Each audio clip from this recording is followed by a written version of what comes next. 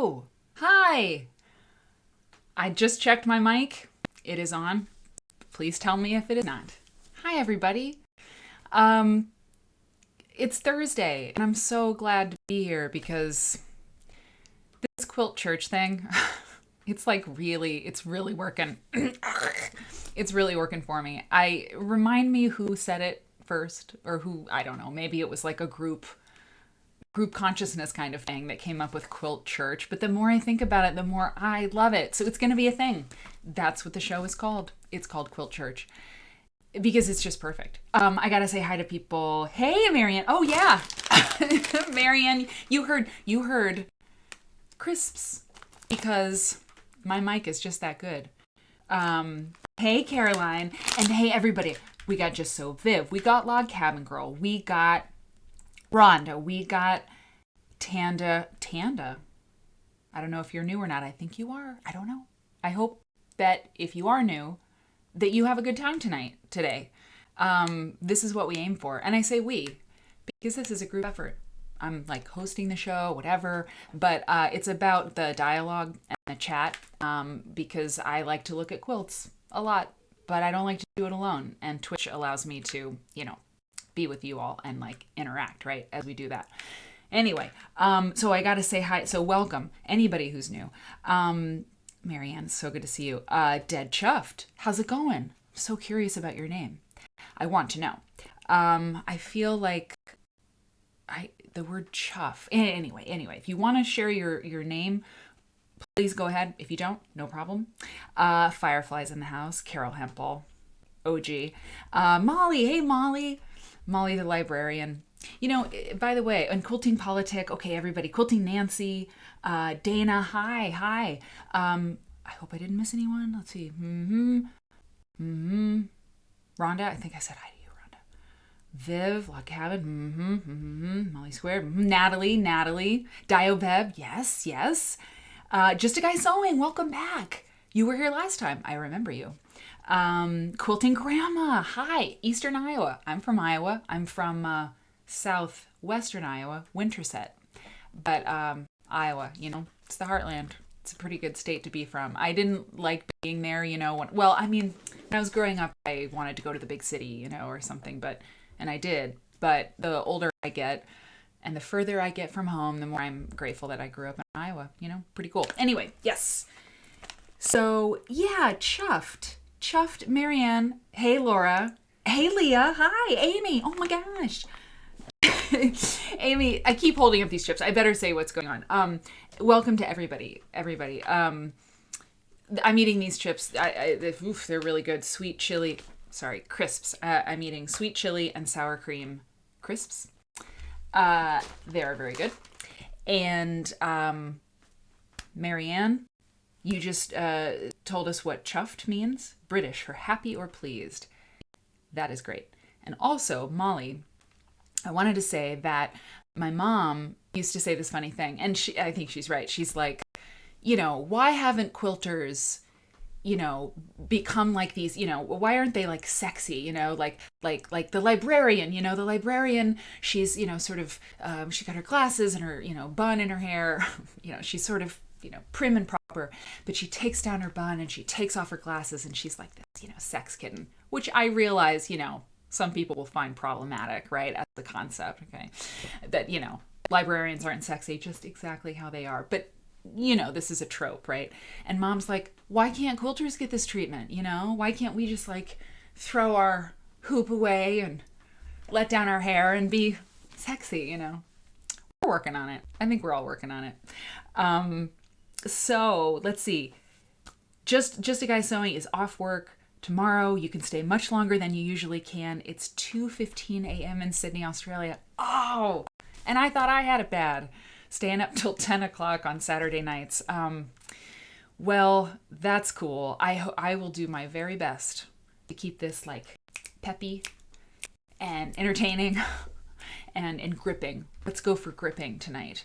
The quilt on my desktop is a pretty gripping kind of quilt. So when we talk about that, that will be great. Dana, hi. Hey, Just a Guy Sewing is also from Australia. So that's cool. I know better than to ask if you know each other because that's ridiculous, but that's pretty cool. Um, Molly works with a lot of bald guys. You know what, by the way, did I say this the other time? I mean, last time, when I went to the Bronte Museum the other day, there was a young woman working there. I mean, she was much younger than me. I mean, I think she was 30 tops. And I don't know, I go in my work in quilt folk and just like going to museums and stuff to look at quilts and things. I don't know why maybe it's offensive that I'm like surprised or like impressed or interested, whatever, because I don't know about museum studies. Okay. I don't know about that world, but I always see young people, usually women, working in these museums, small museums, large museums. And I just think that's awesome.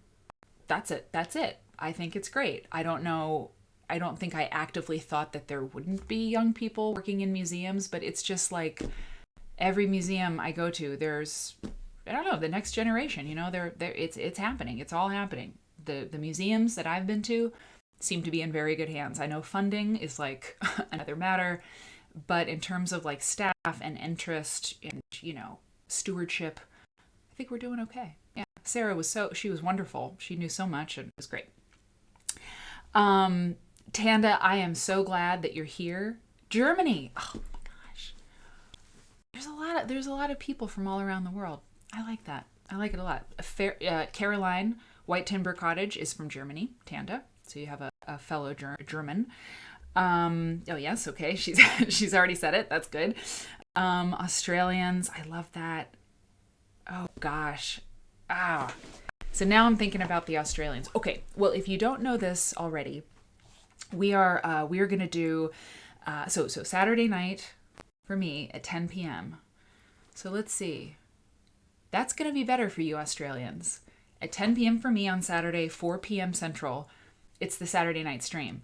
And last Saturday, I got kind of tired. This Saturday, I have a whole plan. It's a whole thing. I'm going to be ready. I'm going to be fresh. It's going to be amazing. And then on Sunday, a special event. I mean, I'm really excited about it. I'm a little nervous. I ordered another webcam. And so tomorrow I'm going to work on, figuring out. But it'll be a sew day. I'm just going to turn one camera on me and one camera on what I'm working on. And we're just going to sew together. So, I mean, it won't be like computer stuff unless I'm just seized with the desire to, show you something or look at something. Maybe I'll need to look at a tutorial because I won't know how to do what I'm doing. It's very possible. But it'll be sewing, And I subscribe to this thing where I get music that's copyright free. Oh, and I want to show you something. I want to show you Saturday streams are great. Sunday morning. Yes, exactly, Dana. Exactly.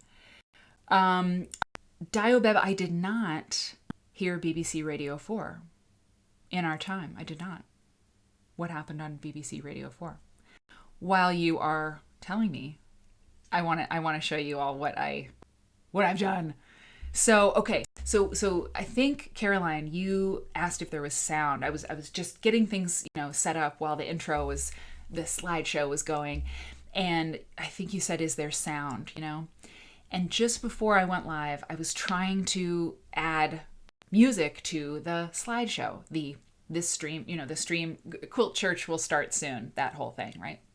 Because as we talked about last time, it takes a little while for notifications that I'm live to go out to all the phones and the tablets and all that stuff.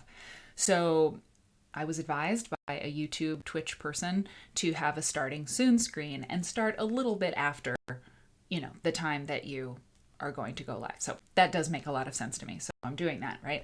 I'm not just, lazy, lolling about eating crisps. I loll about eat crisps live with you.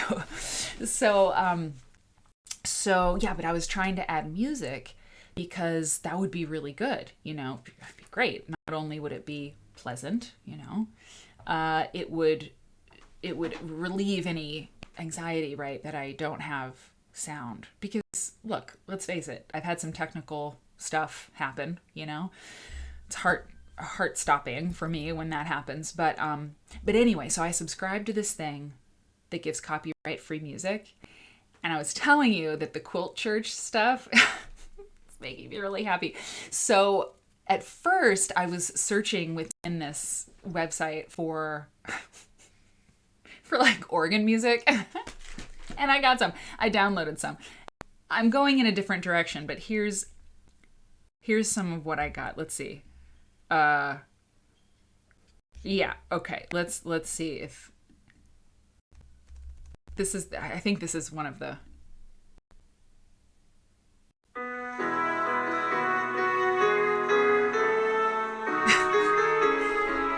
it's, not organ, but churchy, right? Okay. So no, that we're not going to go that direction. And let me see, hate them. Let's see what else I got. Let's see. I don't want to play. Okay, here's church bells. This is a sound effect.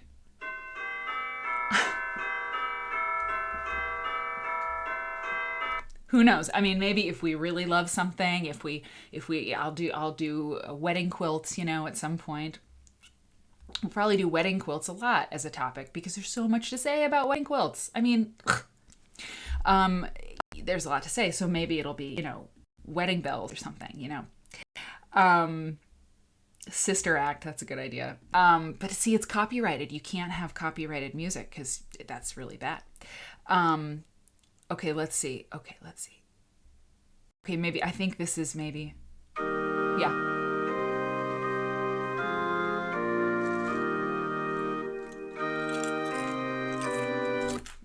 No, I break out in hives. I mean, I can't, no. So I was like, that, aside from being a little on the nose with the Quilt Church thing, it's just, we weren't a quilt, we were a quilt going family, but we weren't really a church going family. Christmas and Easter for a while, but I was in the choir for a while at the Methodist Church because I really like to sing, and I don't know. I can't do the organ music. So I was like, wait a minute, gospel. I mean, that's the way we got to go. So this is what I'm thinking for like intro music and like,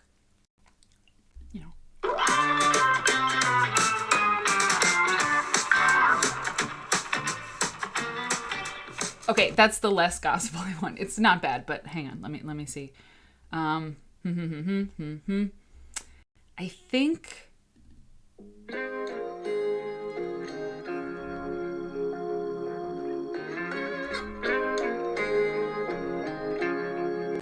whenever you're down out in the cold, faithless and all right. See, I didn't mark them.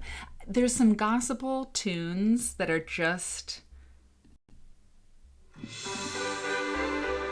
nope. that are just instrumental. Anyway, I'm working on it. But I couldn't figure out how to I did the music. I did the thing to play the music with the slideshow, but it didn't play. I don't know what happened, but I, one step at a time, I subscribed to the music service. I downloaded some tunes. That's the first two steps. So now I'm going to figure out how to put it into the Streamlabs thing that I'm working on. Man, it's intense, all of this stuff, but I love it. Molly, you were very funny. Quilty Nancy. Did I say hi to you yet, Nancy? If I did, hello again. So there are 39 viewers. If you are lurking, you are safe to lurk. You do not have to join the chat. You do not have to say hello. I watch a lot of videos about how to do Twitch, and one of the videos I watched on YouTube, I watched so many, I forget who it was, but one of the tips was like, don't like have a counter. Like I could have like a little widget or something that shows me like the usernames of everyone who joins the room, but I don't have that, and I don't want that, because I don't want to, because I've been in Twitch streams, like I've joined like a stream to check it out, to watch, and someone's like, hey, yo, Mary Fons, how's it going? And I'm like, ugh, because then you have to like engage, but what if you don't want to? And so I'll never do that. So you can lurk. I don't know who you are. I hope you're cool. Every once in a while we get like, a bot or like some troll, but it's not too bad yet. And I have to say, everybody, here in the early days, it's a terrible thing, but those days, if this grows, like it is, those days will come when there's like, let's just fantasize. If there's like 100 people in here, I think the trolls like, they perk up or something, and then they come and troll. But Molly, Caroline, I'm trying to remember who else, have volunteered to be mods, and very soon I will be tapping you to officially do that. So I really thank you. But yeah, if you're lurking, if you're just checking it out and you don't really know what it's about, and I'm about to tell you, if you don't, if you could hang out, it's okay. I'm just glad you're here.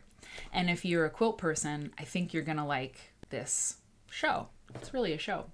And if you're not a quilt person, you might become one if you just stay tuned. And I hope you will. So here's the deal. If you follow me, you'll get a notification when I go live. If you subscribe at $4.99 a month, the only thing that you'll get is an ad-free experience. Right now, I'm an affiliate with Twitch, but I have not worked out the subscription level thing. Right now, I'm just trying to figure out how to get music, in slideshows. So new to this, figuring it out. But I, as a YouTube Red premium subscriber, I understand the $4.99 level. Really, watching anything without ads is, to me, very valuable. So if you do that, you don't have to watch ads. That's what that's about. Okay. So there are these things, and they're called quilts, and you probably know what they are. You probably know certain kinds of quilts. If you're a quilt person, you know a lot of kinds of quilts. But if somebody's new, well, actually, it's most likely that there would be quilt people in here, right? Who may be new. And, oh no, Caroline, you have to leave? Well, come back. Well, it's late there. Well, anyway, Caroline, come back and watch the replay. And Saturday, can we see you Saturday? It would be great to have you back. I would really like to see you back. 'Cause you're great. You're fun, and, you're fun. Okay, so bye. Brendan, yes. Brendan's a subscriber and a survivor, and that is good. Michelle, you haven't missed anything. We haven't dived into the meat of the stuff yet, but it's gonna be a great show. I've got a few things planned. Sweet chili and sour cream. Kettle chips. I'm here. I'm waiting for a sponsorship. There are millions of quilters in the world, and if like 0.1% of them watches this Twitch stream, you're gonna sell a lot of chips. Just saying, you're gonna sell a lot of chips. So if quilt people are here, maybe you saw the thing on Instagram, or a friend told you about this thing. What you're gonna see here, and on every stream, I stream Tuesdays and Thursdays at 11 a.m. Central, which is kind of maybe a weird time if you work. I know it's like, but I'm in London. And I gotta find a time that's like not too crazy for anybody. The Australians, I'm thinking about you. Gotta figure something out. Maybe I will do like a slumber party stream where I get up at 3 a.m. I mean, why not? This is like my favorite thing to do. Like, period. Like, in my life. So, I don't know. Eric he's usually up. He's a night owl. Anyway. Tuesdays and Thursdays at 11 a.m. Central. And officially, Saturday at 4 p.m. Central. Saturday night for me, 10 p.m. if you're in British Standard Time. That's officially a weekly thing.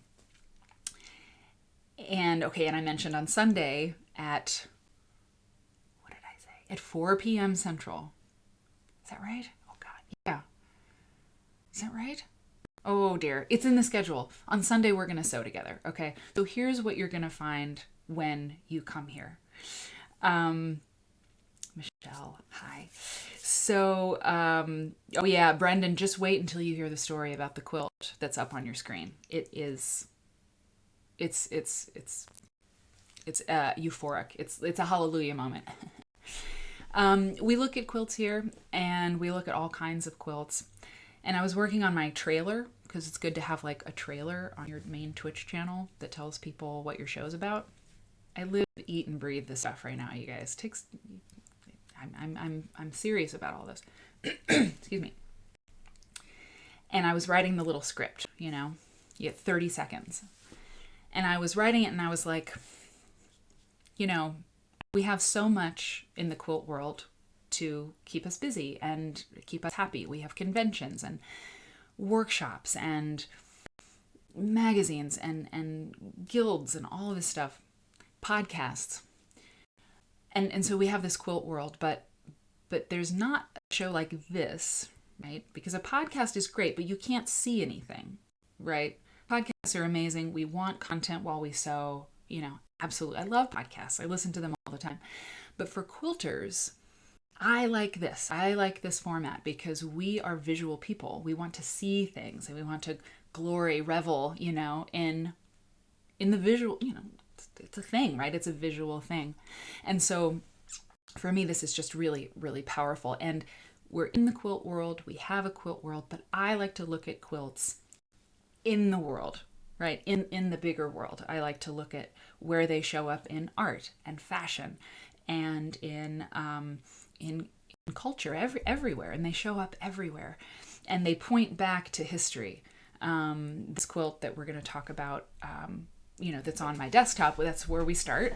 These traditions are forming, where I have a different quilt on my desktop or on your screen every show, and we talk about that.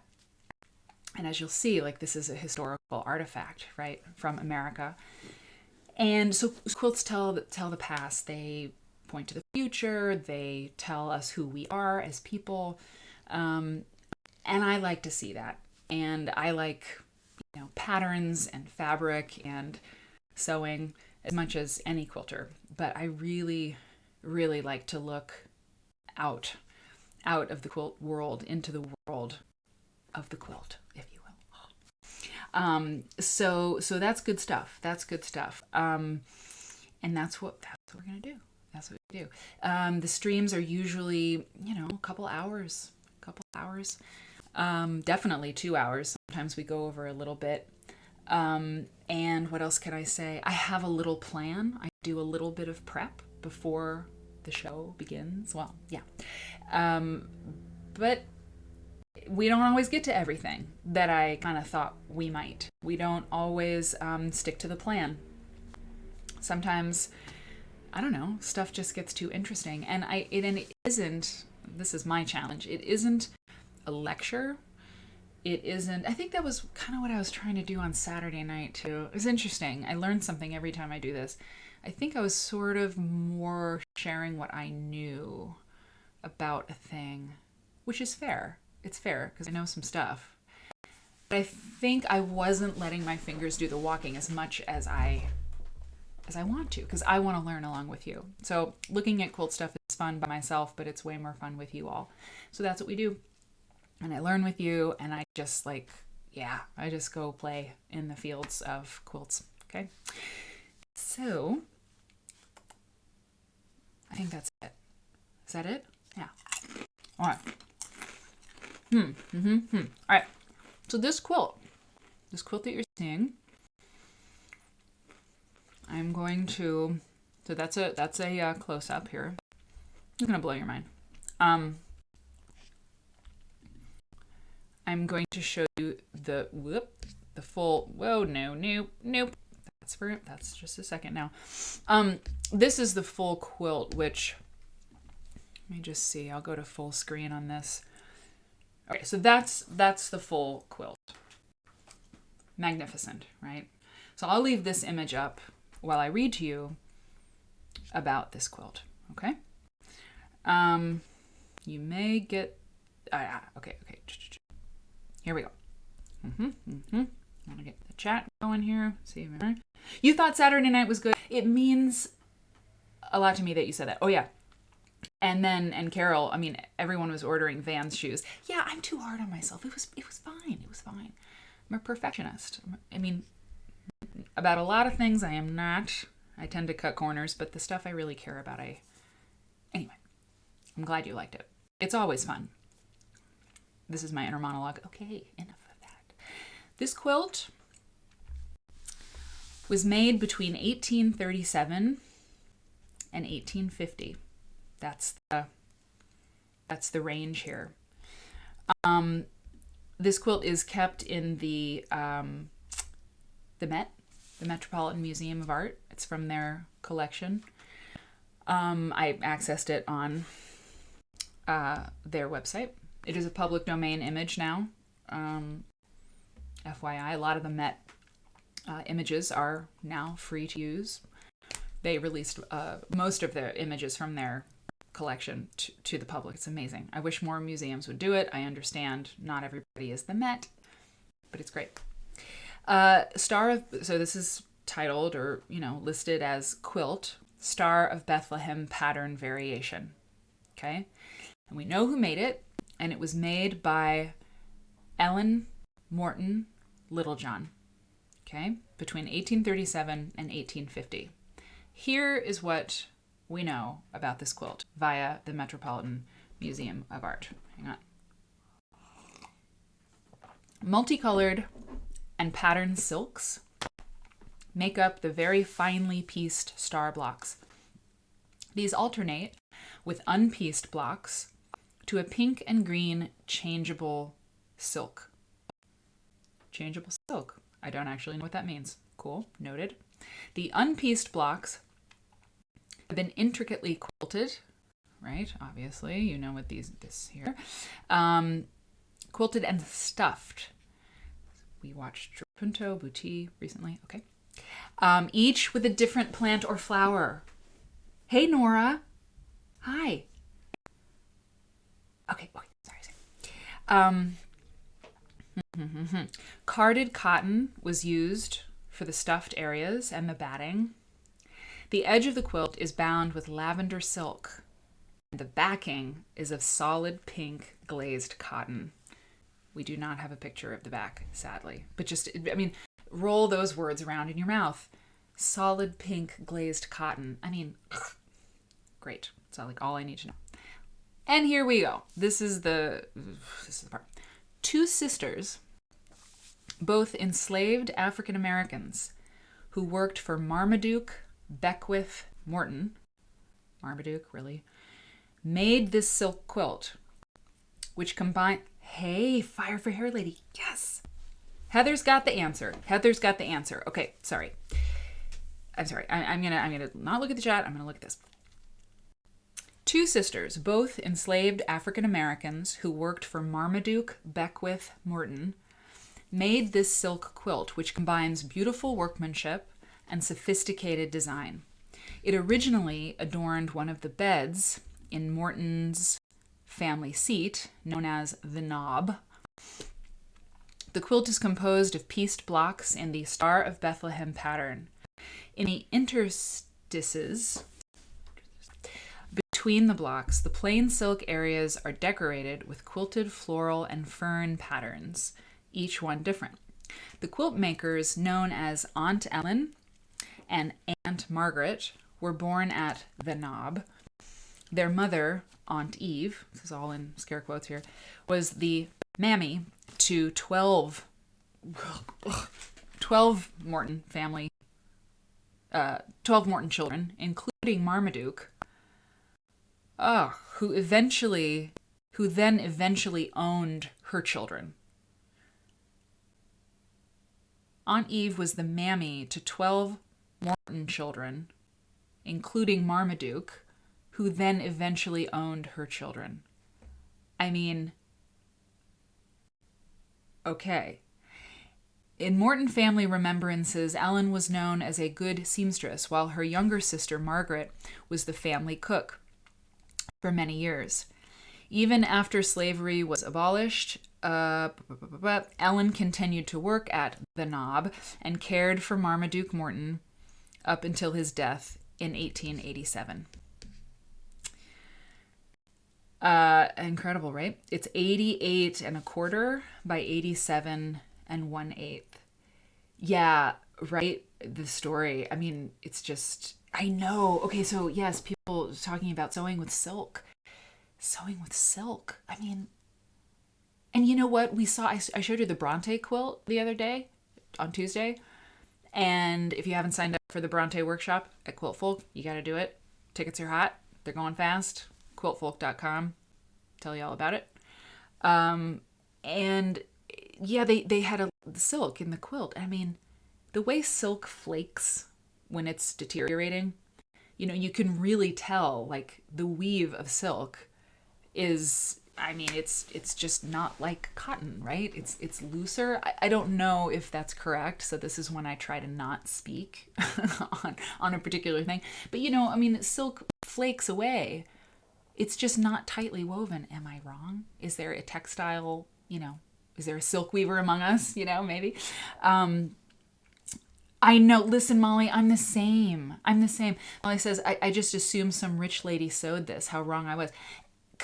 Yes. And that's one of the reasons it's such an important quilt, because, you know, there's, I mean, it's such a big, huge topic, and I don't want to speak on it only myself. This is when, you know, getting interviews into the show and talking to other people is a very good idea. But, you know, this idea of the African-American quilt, it's very controversial, right? Some people, including African Americans, embrace this idea that the quilts of the American South, a lot of times, you know, you have these, the easiest reference point is the Gee's Bend quilt, right? But there's many, many, many quilts that use similar techniques, quilt makers that use similar techniques, improvisational piecing, you know, make-do quilts, everyday quilts. And these kinds of quilts are made by Black folk, white folk, all kinds of folk, not just people in Gee's Bend, not just African Americans. However, the traditions of those quilts, there is similarity. There is a relationship, right, between that particular demographic and that particular style of quilt. But the problem is, you know, in some people, and this the opinions about this are, you know, Black folks can think this and white folks can think this, and then people can of all races, colors, creeds, right, can think, you know, in another way, right? It's these different opinions. Everybody's got one. But some people say, you know, that's crap. You can't, there's no African American quilt. And when you look at a quilt like this, you know, it's just such a tender topic because there's a, without a doubt, this is not an opinion. There is there has been a lot of shade thrown by the fancy white quilt makers, you know, the tiny needlework, you know, counterpane kind of like dainty stitches. You know, this kind of demographic has, for sure, I'm not saying you, I'm saying, you know, it has happened where these improvisational quilts that were made by African American people, they're looked down upon because they don't have this little tiny little, you know, stitches. It takes a lot of time to make those tiny little stitches. You have to have a lot of leisure time. You have to have a lot of money to get that much yardage to make a whole cloth quilt, right? If you don't have as much money, you're gonna probably use what you can find, you know. So there's you know, discrimination. There's just like, I don't know, glossing over a whole kind of genre of quilt or a whole kind of quilt. What I'm getting at is this quilt is important for many reasons. We know the story of it, and it's from 1837. You know, it's made between 1837 and 1850. That's pretty old. It's also, well, it's just before the Civil War, which is a big deal. But it's also important because, you know, people make quilts, period. And people make all kinds of quilts. I don't make this kind of quilt because I cannot, because I do not have the skill. But it's so true. It's not like, it's just true that people make quilts. and different people make different kinds of quilts, and there is no color line to that. Circumstances, in a person's life may yield a certain kind of quilt at one time, and then later they may yield another kind of quilt at one time. But this, yeah, I mean, it's so finely detailed, and it's so, expertly done, and it's so good, right? To read the Molly, what's it called when the museum, is it not the dialectic, when you have the little, placard next to the thing on the wall in the museum, what's it called? Not the dialogue. Does anyone else know? You probably know. Anyway. Okay. Yeah. Oh, I love this. Okay, great. Oh, good. Okay. Catching up on the chat. Marianne knows about silk. I am not surprised. Silk thread is much finer and made much more opulent fabric, right? Hence rich folks wearing it and using it in their decor. They didn't care how quickly it would wear away. And that enslaved people made this quilt. I mean, there's a lot of different fabrics in there, and we talked about it last time. If you have a ton of different fabrics in your quilt, it means that you had a lot of fabric to work with, right? When you see a quilt with only, an older quilt with just like 2 or 3 fabrics, we should look at some Lindsay Woolsey quilts. That'd be great. You can't say any of this like definitively. If there's a quilt with 2 colors in it, it doesn't mean that the quilt maker didn't have any fabric. She may have just chosen to use 2 fabrics. But when you get a quilt from this period and there's a ton of different fabrics in it, it means that there was enough fabric that when you made a dress and you made a doll quilt for your daughter and your daughter has a dress and everything, you had enough fabric left over that you could make a quilt with it, a scrap quilt. And so, yes, like Marianne, you said these rich folks were wearing it. I mean, look at all those fabrics. Look at this one. I love this. This meant they had a lot of extra fabric to work with. Look at this. I love this. Oh, I can really zoom in. Oh, you gotta love these museums with tons of money, because these high-res photos, I mean, fabulous. I've never sewn with silk either. Fire for hair, lady. I hope it's okay I use your real name. I didn't ask, but I'll never do it again unless you say it's okay. Silk disintegrates over time because it's more susceptible to environmental decay than other fibers. Shattering has to do with what old silk was treated with to make them look nicer. Heather, you're ridiculous. Silk is food for clothes moths. Yeah, where cotton is not, etc. There was a moth in my bedroom last night, and I thought, and my quilts are stacked up on top of the thing. Cloths won't eat cotton. Is that true? Because I'm nervous about it. Okay. Yeah, just a guy, it's like, I don't know. That's why I want to do this show, and why I always want to learn more about quilts, because there's so much that I don't know, and so much that I'm just ignorant about. And I think there's kind of a difference sometimes, there's like stuff I don't know, and then there's stuff, I guess it's the same, but I guess assumptions that I have that are wrong, and I don't know that. So it's like peeling back the layers of what I know to discover actually what is true. And you know what? A friend of mine who I met through, actually I was at QuiltCon, and she heard a lecture of mine and about the Gee's Bend quilters. If you saw the myth lecture that I did at QuiltCon, or watched the video that's on YouTube, I was really nervous about talking about the Gee's Bend quilt phenomenon, because it's a problem, right? It's a problem how that whole story has been told in the quilt world and beyond. I mean, the quilt story of Gee's Bend, it's just like the Gee's Bend quilts ended up on the postage stamp, right? It's just a huge, huge cultural moment, right? But the way the story is told, that these women were and are just like completely impoverished and totally isolated and just like totally downtrodden and didn't have anything and couldn't leave, and made these gorgeous quilts. How did they do it? We'll talk about it sometime. It's weird. It's weird. And so, but I'm white. I'm like I didn't go to school for this stuff, and I was like, And so I emailed her later when I was going to record the lecture for YouTube. And I was like, like, can you, she's African-American woman. Okay. And a professor and like a quilt, like genius. Okay. And she was like, Mary, just tell the truth. You don't have to worry about anything. You don't have to worry about whether you're allowed to tell a story. You don't have to worry about whether or not you're like, you know, like in the club or something. Just tell the truth and you're fine. Don't worry about it. Just tell the truth. And that was some of the best advice I have ever gotten about anything.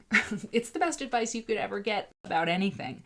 And so when I talk about African American quilts, or I talk about any quilt in any culture that isn't mine, I'm free.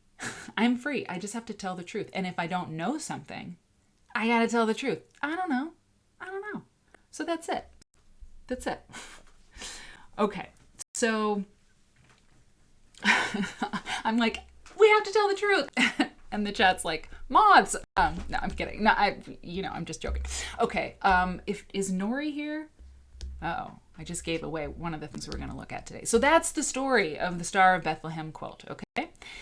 And I just couldn't wait to tell you. So we did that. All right. Now there's a few things we have to talk about. Okay. So today, or yesterday, I don't know, I pitched an article idea to Quilting Daily, which publishes the QuiltCon magazine every year. It's a special edition, it's a guide to the conference, and comes out once a year. It's great.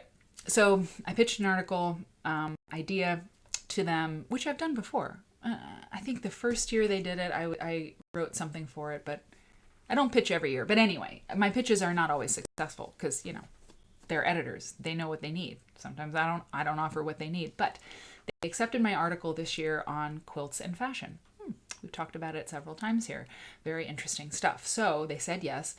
And so some of what I did today, it's been a very busy day. It was a weird day. But when I turn on this show, it all melts away. Like, I was like, I don't know how I'm feeling. But then I go live and it's like, we're together and it's fine. So this is the cover from last year's, is that right? Yeah, last year's show. Anyway, so a lot of my time today was spent working on a problem, which is that I wanted to accept the assignment, but before I did, I had to let my editor know that I was a little worried about images, because for me, I can't just talk about the trend now. I have to talk about the history of the trend of using quilts. Like, we've talked about it a lot, using quilts as material for clothes. Okay. So this is the Adolfo, an Adolfo dress, presumably worn by Gloria Vanderbilt, or not necessarily, but the kind of Adolfo that Gloria wore, 1967. And, this image is owned by the V&A. I want to use it. I don't have a budget. And so I sent this groveling email to them like, there's no budget. What does it cost? And I don't know yet. I don't know. Maybe they'll say yes. But yeah, I wanted to tell you that. I guess just to tell you, QuiltCon, you should sign up for all the stuff. It's in Phoenix in 2021. I'll be doing a lecture on quilts and fashion. And also, what's my other one? What's the other one? Quilts and fine art. And I'm doing an interview with Rod Kirikoff about unconventional and unexpected. So once again, I have stretched myself to the limit. Bye, Bip. Okay, good. Okay, we'll see you soon. Okay, see you maybe on Saturday and Sunday. You should come sew. Okay, so then let's see. And if you've been to my YouTube or you've been here on my Twitch channel, I'm making these crazy thumbnails now. I don't know. It's fun. I never had thumbnails for any of my videos, and I hated them, and I didn't want to. Well, I like making things like this, but I felt so YouTube with doing these like clickbait, Then I watched a video from a very cool scientist guy who talked about clickbait and talked about thumbnails for YouTube videos. If you don't get people to click on your video, they won't watch it. So your thumbnail has to do a lot of work. And so I was like, maybe I better actually make decent thumbnails. And I don't know if these are decent, but I'm working on getting any backlog videos, thumbnails for them. But this is the one I made for our last stream. And I just want you to know, if you're new, the thumbnails, I mean, I'm trying to like portray what these shows are like, which is like, bing, bing, bing. There's a lot going on. I'm there. We're on Twitch. Stuff happens. It's kind of goofy, kind of crazy. The thumbnails that you see are only describing like a little bit of what's in that show. So, click on a thing and see what it is on the replay. So you can watch the replay of these videos here on Twitch or on YouTube. Okay, I think that's it. Oh yeah. Is that it? Oh yeah, okay. So now we're into what I have. Well, we just went through things on my list to do. But last time when we left each other, hey, okay, wait, I gotta check the chat. Okay, Michelle, Molly's going to QuiltCon. Excellent. Michelle says, today Canada has a new holiday. Really? In honor of truth and reconciliation. Wow. There's a movement starting here called Quilts for Survivors. Really? Matching a quilt to a survivor of residential schools. Oh. Okay. Thank you, Canada. I read an article recently about Indigenous girls. It was called 9 Little Girls. I'll never forget it. It was really, really, really difficult to read because of the content. And I think it may have been in Canada. I'm not sure, but that is good news, because those residential schools were. I hope that they don't exist now. We're terrorizing, right? And so, yeah, that's good. That's good. Will you remind me of that as the project goes on? Like, we don't need to look at it now, or I don't know that we should look at that particular project now, but as it sort of, goes along, we should absolutely check in on that. Okay, so let me know, Michelle. Remind me. Yeah, my gaming is odd. I love this. I missed you. Hello. I'm thrilled that you're here. Where are you? Yeah, that's great. Okay, that's great. Hundreds have been made. Okay, good. Great, Dana. Okay, great. How to Make an American Quilt is on HBO. Interesting. Very interesting. There's so much to do. Okay, so the quilt that you're looking at now, hang on, I gotta open the window. I'm getting excited. Oh yeah, I know what happened. Hang on. Okay, I turned on the heat because fall has come. Fall has come to London. Yeah, fall has come to London, and let's see what's going on here. Okay, I still can't get the Fahrenheit to Celsius. It's hard for me, and I hate military time. I've never really been able to just instantly know what time it is once you get into the 20s, but I'm working on it. Okay. Sari, I'm so glad that you're here, by the way. And okay, thank you, Fire Lady. I'm so glad that you're here, that you came by again, and you should come back, and you should tell everybody to come here. Okay. The quilt that you're looking at, I said last time that we would talk about Molly Upton, okay? And we're going to. That's what we're going to do tonight. This is a quilt by Molly Upton. So I wanted to show it to you. It was the quilt that was on my desktop last time. We're going to talk about Molly Upton because she's a very interesting person, okay? I don't know much about her, so this is a classic example of how I'm going to learn along with you. I know some. And by the way, the plaid portico is where I got this image, and I want to give credit to her. Carol Van Zandt. Carol Van Zandt took this picture at QuiltCon, I believe, in 2018. Yeah, I think so. Because there was an exhibit of Molly Upton quilts at QuiltCon. So there is, okay, Bri Brendan. Okay, yeah, we're going to sew. Okay, we're going to sew. We'll sew this weekend. Thanks for coming. So we're going to talk about Molly Upton, but I thought before we did, we would talk about the other thing, the other people that I mentioned last time, right at the end of the stream. So there were like two things we were going to start with or do tonight.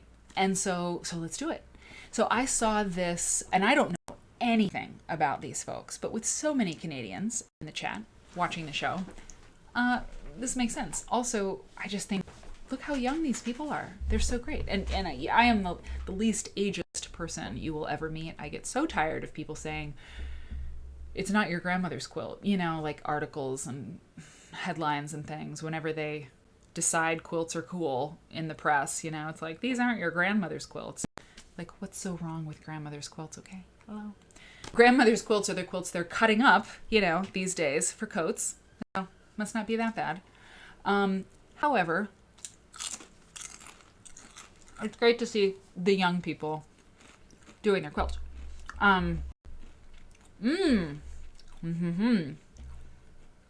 Okay, good. Okay. So I saw this on Instagram. I took a screenshot. And so we're gonna investigate these people. I want to know about Naila Janzen. I want to know about Kyle Parent. I want to know about Justin Ming Yong. And I want to know about Lauren MacDonald. Don't you want to know about them? I do. So we're gonna Google them. We're gonna look at their Instagram. We're gonna meet them. And right. While something's loading or a YouTube video won't load, that's when I should eat a chip. Okay, I gotta write their names down. Hang on. Okay, Naila Janzen, Kyle Parent, Justin Ming Yong. You Canadians. Lauren MacDonald. Isn't it true? Yes, that's true. Maria Schell, that's right.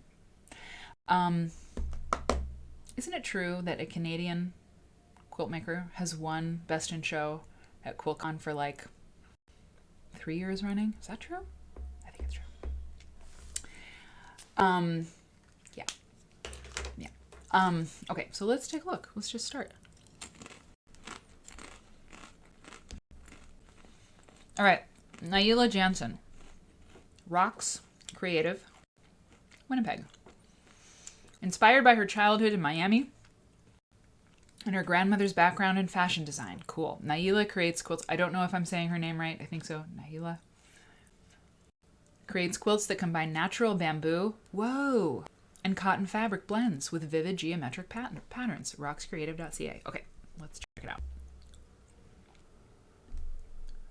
All right, we're going to go up here. We're going to do this. What is it? Rockscreative.ca. Blech.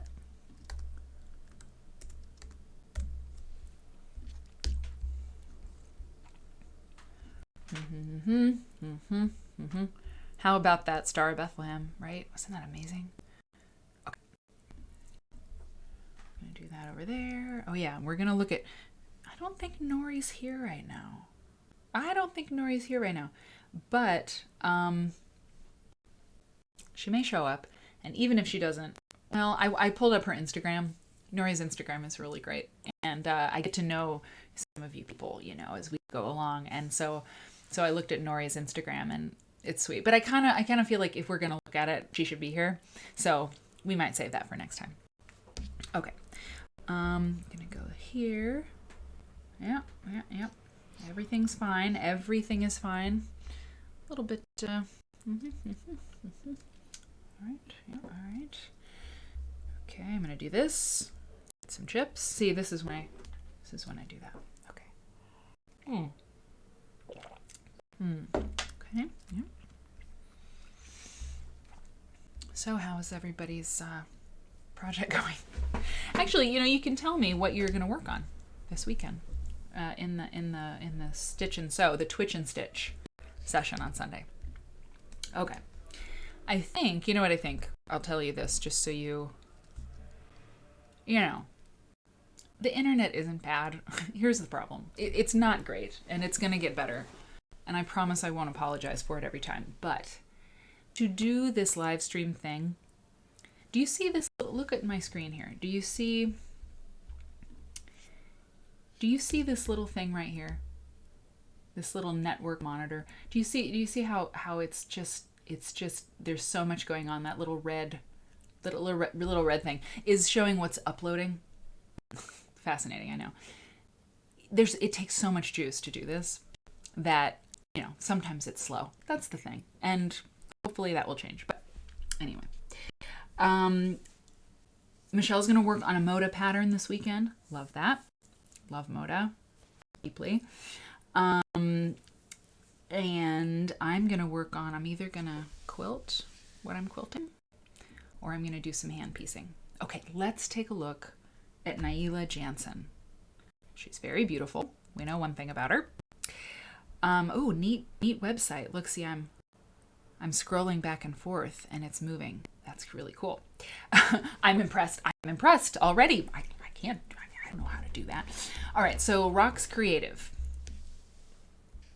Inspired Life blog. Okay, fabulous. Well, she has excellent taste in everything. Her house is a dream.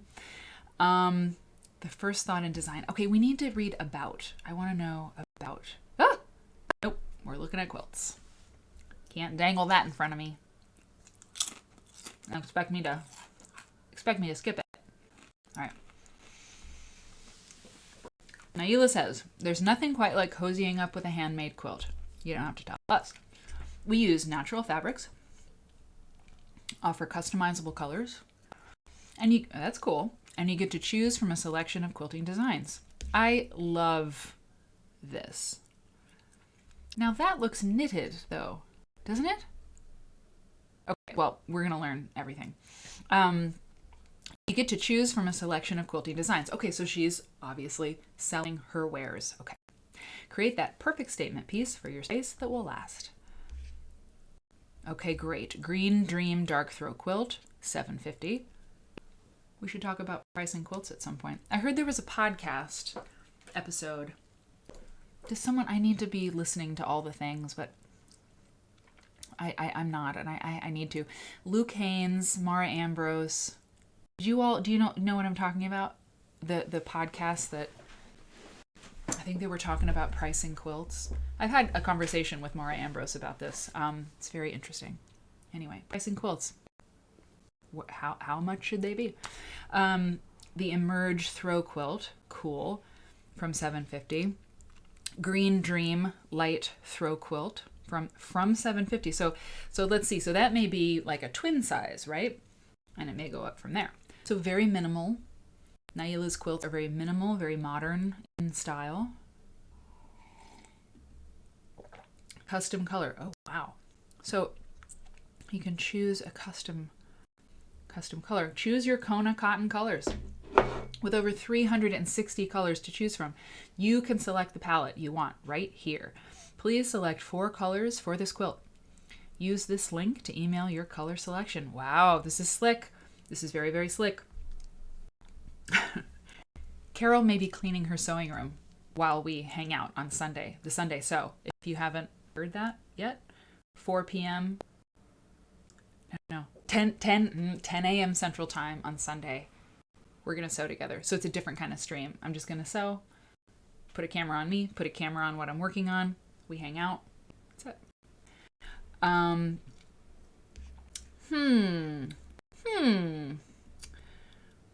Yes, I see we have a non-quilter in the chat. That's okay. That's okay. That's good. Maybe you'll become one. But I want to look at this. Hang on. I want to see what this link does when we click on the link to the choose your 4 colors thing. I don't know. I'm wondering if she's going to take us to the Kona website, We shall find out. Yeah. I think so. And if they have all of the colors, I haven't been to Robert Kaufman lately. And so I want to see so if they have all the colors listed, probably. Do they? Here's the color card. Wow. Okay, block. We're going to get that guy out of here. You can totally hang out. But you have to talk about quilts. You have to talk about quilts 33-bit. It's the only rule. Well, we talk about other things, but you can't talk about sports. No, you just can't. So, thank you. Sari, while this is loading, Sari started the Dear Jane. You did? Really? Doing it all by hand? It's been really fun. Almost done a row. I'm 37, so we will see how old I am when I finish this puppy. I think that's brilliant. And I don't know much about Dear Jane. I mean, I know I can picture the quilt in my mind, roughly, but the whole story about it, there's such that, the story about the Dear Jane. Let's look at Dear Jane next time. Hey, Amy. Amy. Need to finish mass ascension for a baby shower for my first grandchild. It's hot air balloons. It's been a challenge. I feel you. My hand piecing it's kind of rocking me a little bit. I may just end up sewing or quilting the quilt that I'm hoping to finish within the next month. But I want to practice my hand sewing so I can do that with you all on Sunday. But but it's a challenge. It's definitely a challenge. Tanda is working on a sampler quilt made of traditional classic blocks. You're piecing a Jacob's ladder block. Love it. But let's talk about Dear Jane next time. I think we should talk about Dear Jane.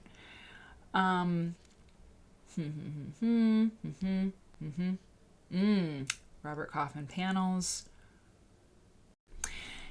Okay, Amy saw the actual Dear Jane at the Bennington Museum a couple weeks ago. I love that. Quilting Politic is making a Dear Jane as well. That's cool. Okay, little thing here that I'm not happy with. Let's just see what I can do with that. Yeah, let's talk about Dear Jane next time. I think that sounds like fun. We're gonna go back to Naila. Okay. Robert Kaufman. It's been nice. It's been nice loading you. But I'm hoping to go back here. Okay. We're gonna look at Robert Kaufman's 360 different colors someday. Okay, I really want to know a little bit more about Naila here, because I don't. Fire for Hair Lady, who was in here. She's one of my best friends ever in my life. And she got her finger on the pulse of the contemporary quilt world and the modern quilt world and stuff. And I'm always asking her, what's new? What's hot? Because I spent a lot of my time in the past, in the quilt past. And I really should spend more time on Instagram. And I should spend more time, basically on Instagram. But it's overwhelming. Do you feel overwhelmed by Instagram? Do you feel overwhelmed by the quiltosphere? I do. I really do. I feel overwhelmed, and I don't feel like I know what's going on because I don't know. I don't know. I used to be out and about. I was lecturing, on the road, and I've lectured a lot since the pandemic began virtually. But I don't lecture every month. Always? Well, I don't know. There's usually a gig or two every month, but I don't lecture every week. And, a month can go by without a gig. I don't know. I changed my pricing. So, I don't know. Because I had to. Because it was I changed my pricing. And so one guild said it was too much. And I was like, well, if you don't, a boyfriend told me long ago that if you have to charge what you feel that you're worth, and people will only value you as much as you value yourself. And frankly, being a woman, I think I needed to hear that from a man because I have a hard time, asking for what I need or, valuing myself. And so I thought that was pretty good advice. And so I price it what it is. And if it's not possible for that particular group, then it's okay. It's okay. I do not have to lower my price to make everybody happy, but it still feels weird. It still feels very, very weird. Yeah. So. Where was I? I don't know. Pricing quilts? No, that's not where we were. Oh yeah, I don't really know all the time what's going on in the modern quilt world, I feel like, I feel kind of guilty about that. Anyway, so I'm getting off track. Rock's Textile Art, so this is her company, I think, Naila Janzen, uses color, line, and texture to create functional art for you and your home. Rox is a textile artist, designer, and maker in Winnipeg, Canada. Now, wait a minute. Hold on. Wait a minute. Whoa. Okay, I'm feeling really dumb because was that not where is my thing? Where no. Hang on, people. I gotta do this. Yeah. What's going on here? I didn't read this wrong. Naila Janzen. So this is her. That's her name, right? Naila Janzen. Rock's Creative. So okay, so this is maybe a business name, something that's being used, right? Rock's Textile Art. Okay. Rox is a textile artist, designer, and maker in Winnipeg, Canada. After an initial failed attempt, Rox gave quilting a second try during her recovery from breast cancer. Interesting. She found her creative voice in her late 30s during one of the most difficult seasons of her life. I found mine in late 20s. Same, difficult, terrible, found quilting. A reminder that it is never too late or bad timing to find your passion. Nice. I like her. Rox designs and makes bags, cushions, and more, but her first love will always be quilting. So she is invited to the Twitch. One of the reasons I wanted to do the Canadian Quilters first, and we're going to move on to Kyle Parent, is because I want to tell them, I'm going to tag them or whatever after the stream is done and tell them, hey, I talked about you on this show. And I want you, because I was like, I should tell them beforehand. But then I thought, I don't know. I just thought maybe if I let them know after that I mentioned them on the show, then maybe you all, if you have questions for anybody, you could think about them and put them in the chat or send them to me. And I think I'll invite them, like everybody. I hope they'll come. Not at once, but I could invite Naila or Rox to come on the show and and talk to us more about what we saw. I think that'd be great. And I think I know how to put Zoom, a Zoom call, into the Twitch stream. I think so. Okay, cushion covers, amazing. I love the minimalist stuff. It's great. Quilted totes, awesome. Naila, love it. Okay, now we're gonna go to. Wait a minute. Gonna go to the next person on the list. I pushed my button, by the way, to get this screen to come up. I just pushed the button and it worked. Okay. But it's not even there. Okay. All right. So next up is Kyle Parent. All right, Kyle Parent. KTWP Quilts, Vancouver. With a background in menswear, Kyle Parent brings traditional tailoring techniques to his studio practice. Using remnant and upcycled fabrics, he creates contemporary tableaus, reconciling utility and art. That's good writing. KTWP Quilts. Okay, let's check it out. Hey, Mostly Quilts. Wait, Mostly Quilts. Mostly Quilts. Wait. Oh no. Yeah. Sorry. I was thinking you were somebody else. You've been twitching.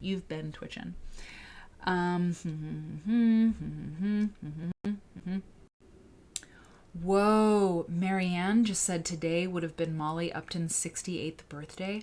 Are you serious? Really? I did not know that. That is amazing. Okay, Kyle Parent. Okay, we gotta get to Molly. KWTP Quilts. Did I get that right? .com. Please just load. Just don't.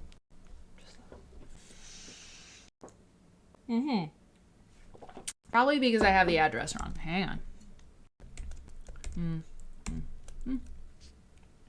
KTWP. Yeah, I did. KTWP. No. KTWP Quilts.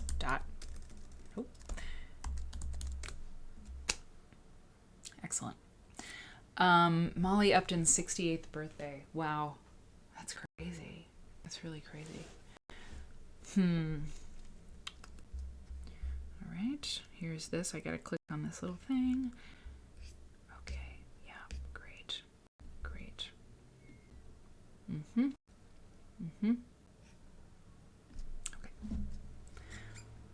I'm always looking at how to make everything better. It's just constantly what I'm doing. As we're doing that, let me just pull this up too. Who said that they were making? Well, okay, here we go. Okay, the Molly Upton quilt that I showed earlier. Someone said they were. No, I think Marianne, you said you made this quilt. Let me just. You made a replica or something. Hold that thought. Hold what I just asked you to answer until we get to Molly, because we will get there. We will get there soon. Okay, so this is Kyle Parent. This is Kyle Parent's work. This is cool. I love the colors here. The colors there are very, very great. And I love this here. Anytime you have a bit of red, a bit of red popping around, I'm a fan. So Antwerp is Netherlands? Oh no. Antwerp. Where is Antwerp? It's a place. And I forget where it is. No. Help. But Antwerp, so Francis, there's a story here. Linen, broadcloth, and twill. All quilts are lined with 100% mid-weight cotton. Sold. So these are one of a kind. So let's learn a little bit about Kyle. And then we're going to look at Justin, Ming, Yong. And then we're going to look at Lauren MacDonald. And then we're going to go to Molly Upton. Okay? I think tonight's stream, it's going to be epic. As the son of a quilter and with his background in tailoring, that's a great picture. Kyle Parent focuses on the purposeful use of fabric in our lives. He values traditional techniques and quality construction while creating contemporary tableaus. Through the use of remnant fabrics, the quilts reconcile utility and art. This was the blurb that was used in that little article. And I said, oh, that's great writing. Well, maybe he wrote it, or someone who did his website wrote it, and it's great. So follow him on Instagram. I'm sure you can find him. Actually, we know that you can find him because, well, I thought they had the Instagram, tag on there, but they don't. But KTWP. Oh yeah, here it is. It's _K_T_W_W_P_. Yeah. It's a lot of underscores, and it looks really cool. I'm not surprised. He's a good designer. Okay. Kyle, you're great. We're going to look now at Justin Ming Yong. Justin M. Yong. Okay. JustinMYong.com. This is a good example of how I learn along with you, because I don't know who these people are. And I could have looked ahead of time, but that discovery moment to me is sort of the lifeblood of this program. I want to learn. I want to see things for the first time, because if I don't do that, if I'm just sort of presenting things all the time, and I present things sometimes, but if I'm just presenting things, you lose that you lose that discovery moment. Because if you're having a discovery moment, I want to have a discovery moment as well. And there's also a little bit of risk involved. Because what if it's crude? I could show you some quilts that are crude. Crude. I could show you some quilts with adult themes. Adult themes. Helicopter. I've seen quilts that portray anatomy, not in a gross way, but quilts that they have shock value on purpose usually. I juried a quilt show once. I gotta catch up with the chat. Hey Belgium. Oh yeah. I mean, hey 5ZZZ. That's my husband. Hi Eric. Yeah, Belgium. Thank you. Yeah, I juried a quilt show, or juried. I was judge and jury of a quilt show a couple years ago for International Quilt Festival. And there were so many quilts. I was with Alex Anderson and, oh dear. The couple in Oak Park, Illinois. Oh no. I mean, I can see them. Oh, it's on the tip of my brain.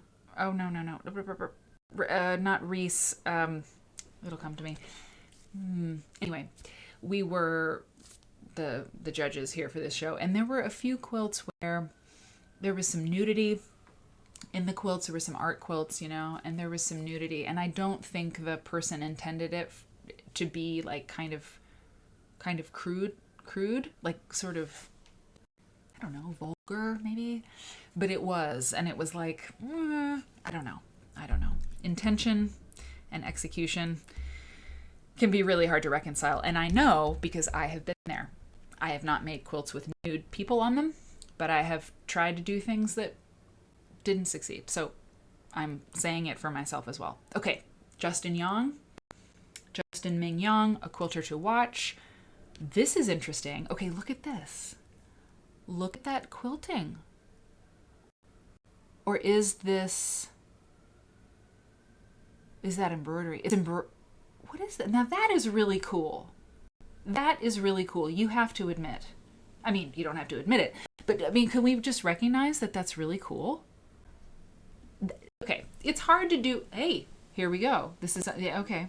It's hard to do something truly original, and there's nothing new under the sun. I mean, that is true. But this, oh yeah. Okay. I like that. I do. Do you like that? I like that. I think that's really fresh. Do you think it's fresh? Yeah, risque. Do you think that that's a fresh looking thing? Because I do. It's probably not going to let me. Hang on one second. Sometimes, yeah, you can't. That, you shouldn't be saving people's pictures of quilts, right? But no, I don't know. We'll see. Because no. People embed their images on their websites, with whatever code that keeps people from saving the images and using them for their own purposes, and I totally get that, but it's a drag. You know how to get around it? Ooh, take a screenshot. I'm sorry. Oh no, now I can't. Oh no, I can't invite Justin. Oh, see, I'm nervous. I can't invite Justin to come and answer. Oh no, I can't invite him to come and talk to us about his quilts, and I really want to talk to him about his quilts, but I just like hacked his website. Justin, I did it because I love. I want to show the people who clearly, look, Rhonda just said, she said, I love it. She loves your work. So does Natalie. Molly says, I love it so much. So we want to look at it more closely. And here's the thing. If you come on the show, I will send you a bag of chips. Also, you could, this is like, okay, Mary, hello. I could talk to you about coming on the show, and then you could send me like a press pack full of high resolution images so we could examine them in detail. Legally. Okay. But this is really, really cool. I think this is neat. It feels really modern, says Just a Guy Sewing. Agreed. Especially compared to how I'm learning to quilt my quilts. That's what I'm saying. Okay, this one is great, but I want to go back to, Wait, who said, I see backstitching, so buy a machine. Natalie, I think this answers your question. Hang on, we gotta get this bigger. I mean, come on. Come on. Oh, I just hate that browser thing. All right, look, people. Justin, I'm sorry for what I'm about to do. I'm sorry, but I just have to do it. We're quilters. We need detail. Exit full screen. Go over here. Everybody just hang on just 1 second. Just burp. Okay. Yeah. Okay. Oh, really? Are you going to do it? Yeah. Okay. Okay.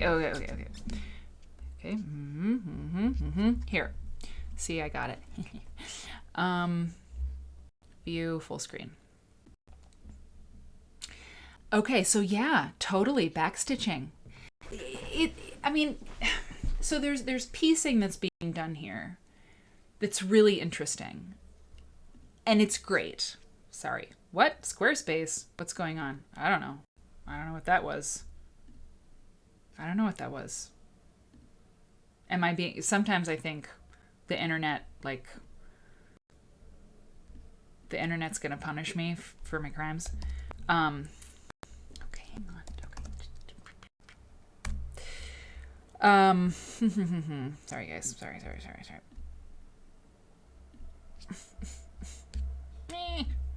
There's piecing that's really interesting, okay? And but improvisational piecing, even when it's really good, even when it's really intricate, there you can feel like there's a certain look to it, and some people are so amazing at it, right, that they rise above the rest of the pack. Yeah, mostly quilts. Yeah, it's kind of amazing. So the piecing can be, I don't want to say homogenous, but you know what I'm saying, okay? You know what I'm saying. But then, and I'm not saying his is. I'm trying to be diplomatic here, but there's a certain technique. Okay, the improv piecing, whatnot, solid color fabric and whatnot, and it's hard to make that fresh. It's hard to make it new. Sherry Lynn Wood is a person who I think makes improvisational piecing new. Sarah Bond is a traditional quilt. Sean Kimber, okay, makes improvisational piecing more new. I'm going to get to back to this. Okay. But for this person here, Justin Ming Yong, he's made the quilting fresh. Right? He's made the quilting the star of the show. To me, this is really original. I mean, yeah, because they look like basting stitches, right? Aren't you glad we looked into these people? I think they're great. See, Marianne says, yes, indeed. The quilt police don't allow the backstitching on quilting lines that will be seen, but I like it, she says. Yes. Oh yeah, we got to talk about that Boston thing. Oh, it's wonderful. So he's done backstitching there. I love it. It looks like shooting stars or something. I think it's fabulous. And here too, I mean, this looks a little bit more traditional in terms of quilting because he's doing, somewhat traditional quilting patterns. But, I mean, that's really heavy. It's heavily quilted, but not because it's intricately quilted. It's heavily quilted because he's using... I mean, what is he doing here? Is it embroidery? I don't know. No. But that backstitch is really, really cool, Justin. That is really cool. Whoop, no. Because of that little bit. Ah, fabulous. I love it. I totally love it. It's great. Good job. I'm a fan. Let's just go to this. We got one more. We're going to look at Lauren MacDonald. I don't know why I feel like, got to get to the next thing, because this is like what the show is like, We just hang out.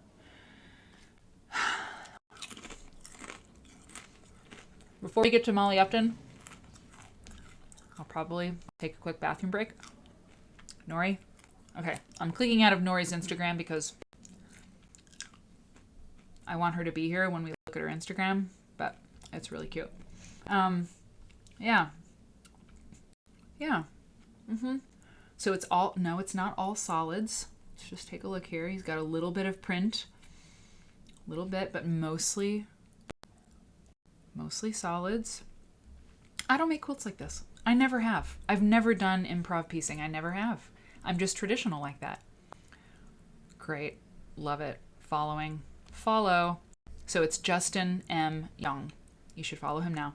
Yay! So now after the stream, I'm going to go in and click like on everything and be like, we love you in the show. Wow, she's really pretty. That's a great shot. Quilt as picnic blanket. Love it. Layered. Interesting. Okay, we gotta move on. So the last person that we're going to look at from this article, where was this article anyway? Yes, we may. Houseandhome.com. Okay. Lauren MacDonald. Workingcloth.com. Okay, here we go. Now you know what you're doing on Saturday night. Yes, Marianne. Marianne is in London. London, right? We're very near. So you and I will be together at 10 p.m. on Saturday night. And I will feel like the sisterhood moment, that someone else is with me at 10 p.m. on a Saturday. Because most of the people in the show, in the chat, are from all around the world. Marianne, I don't know if you were in here. We have people from Australia watching the show, at least a couple. When I started this stream, it was 2:15 in the morning. 2:15 in the morning. Hey, cutie pie. What do you call a bee from America? I don't know, but I think you're going to tell us. If it's a sewing joke, you win the chat. I don't know what you win. You win. Okay. Yeah, and just so everybody knows, after we look at Lauren MacDonald, I'm going to take a quick break, get some tea. Maybe I'll get some wine. Should I get some? It's 6:37. Why don't I have wine yet? I don't know. But it's going to happen. Yeah, I think it's going to happen. And so that's what's going to happen after we look at Lauren. Quick break, 5 minutes. Get what you need. Feed the dog. Put the casserole in the oven. I wish I had a casserole. That'd be great. I love a casserole. And then we'll come back and talk about Molly Upton. I'm just on fire tonight.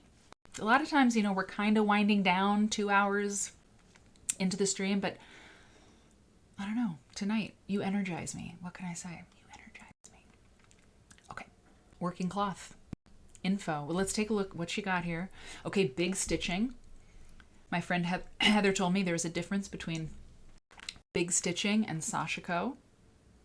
We got to look at sashiko at some point. I don't know. I don't know enough about sashiko to talk about it. I just know I like it. But what's the difference between sashiko and big stitching? I'm not sure. Oh boy. Wow. So, Cutie Pie says, what do you call a bee from America? I don't know. What do you call a bee from America? USB. That's pretty good. It's actually really good.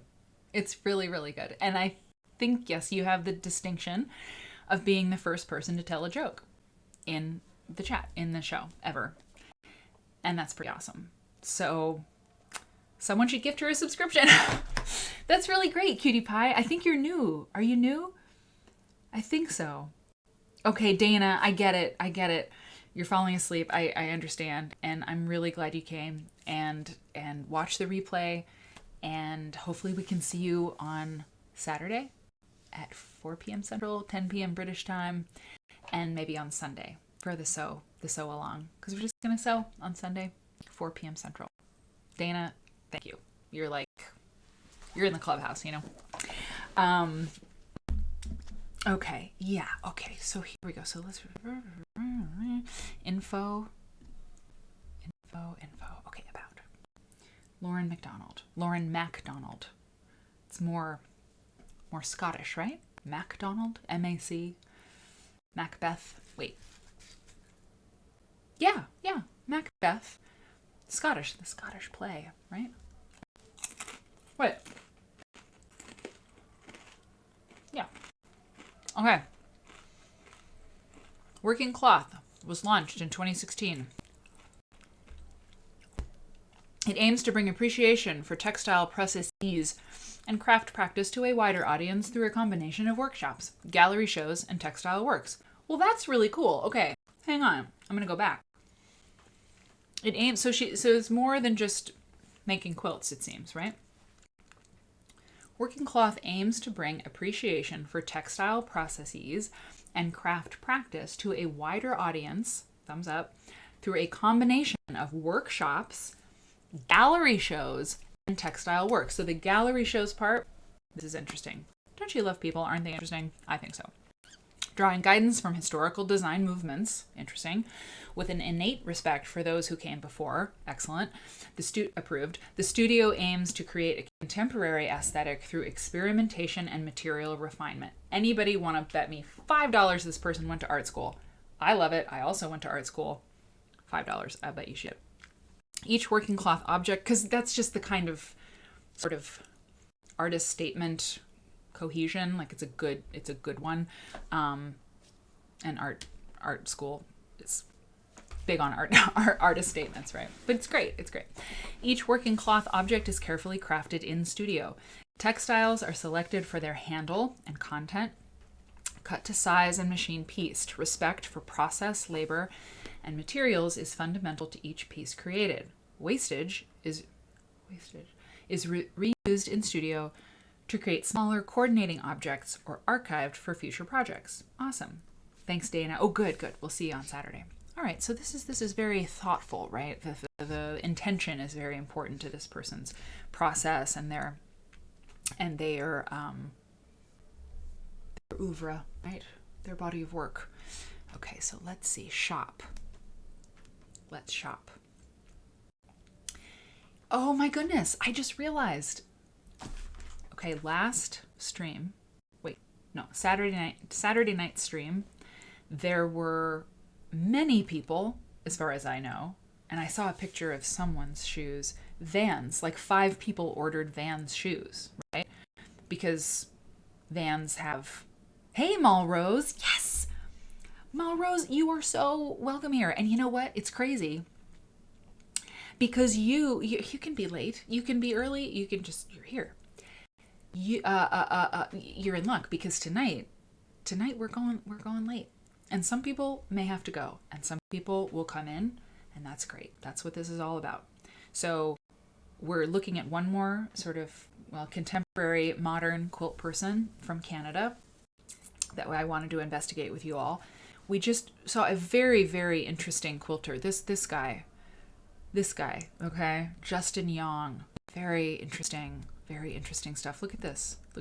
So we just talked about that and his really original, I think original quilt style. It's probably been done before, but I haven't seen it before, you know? Everything's been done before, but I like that a lot. So we're going to look at this lady's work, and then we're going to take a 5-minute break and come back and talk about Molly Upton. Okay? So you came in on a really good night if you're going to come in late, because we're just kind of getting started. I mean, whatever. Halftime. Run to the bathroom. Get some chips. Oh yeah, Vans. I think Vans should be a sponsor of this show eventually, when it makes sense to have sponsors. I'm serious. I mean, don't you think that would make sense? Hoffman Fabrics works with Vans. Hoffman Fabrics makes fabric for quilters. Be great to have Hoffman Fabrics as a sponsor, but I think it makes sense for Twitch to have Vans as a sponsor. I'm going to work on it. We sent business to Vans because quilters went and bought Vans shoes because they have a quilt relationship. I'll be like, hey, Vans, you're welcome. 3 people bought shoes from you because Twitch. Crisps, yes, crisps.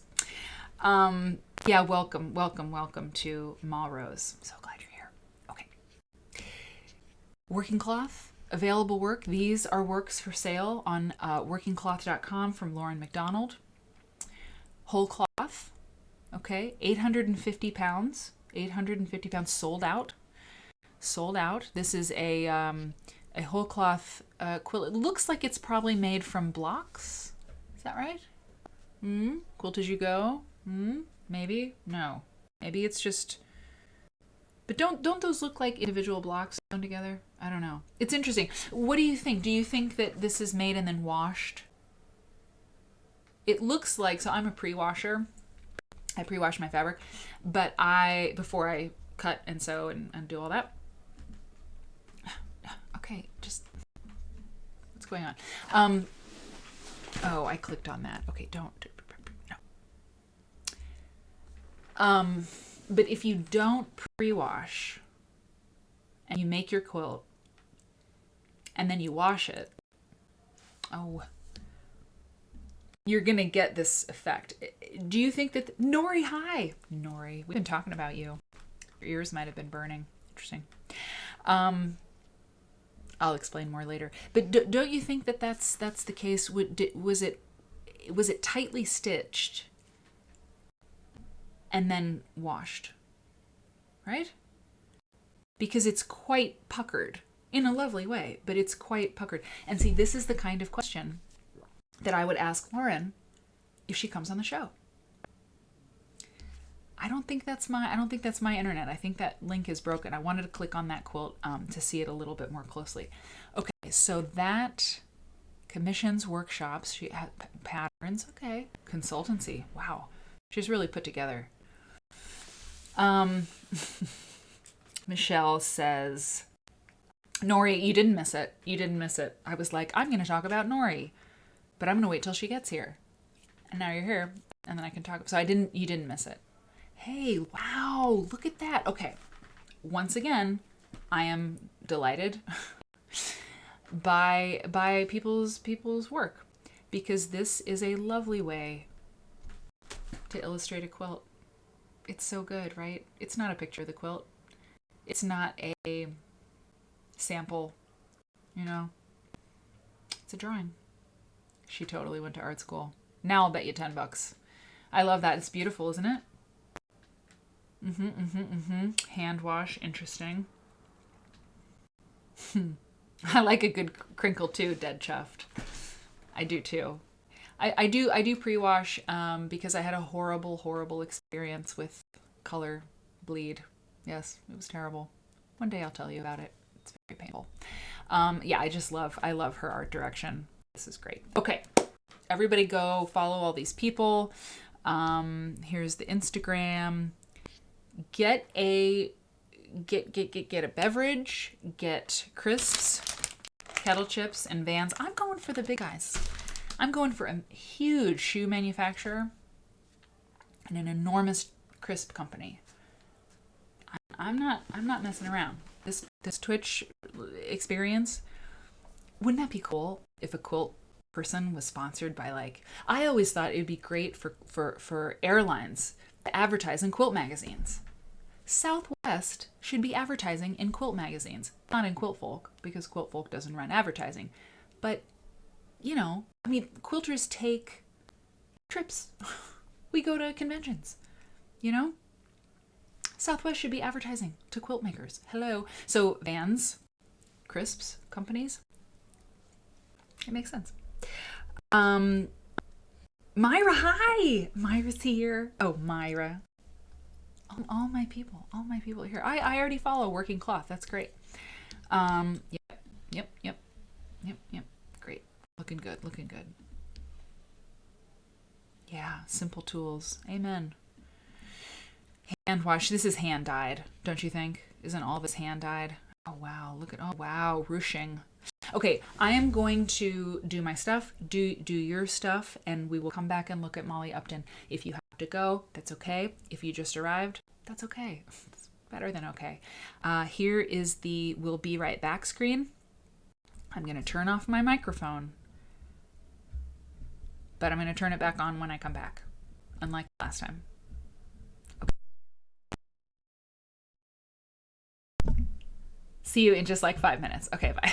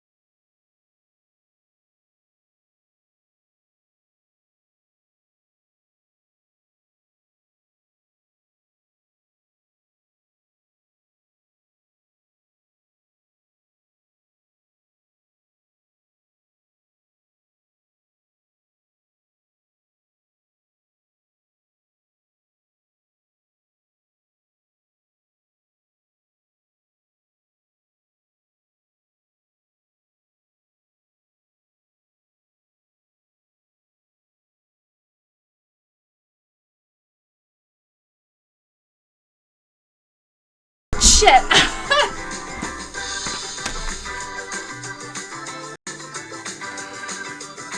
So let me get this straight. You were watching me do this. With no sound. That's fine.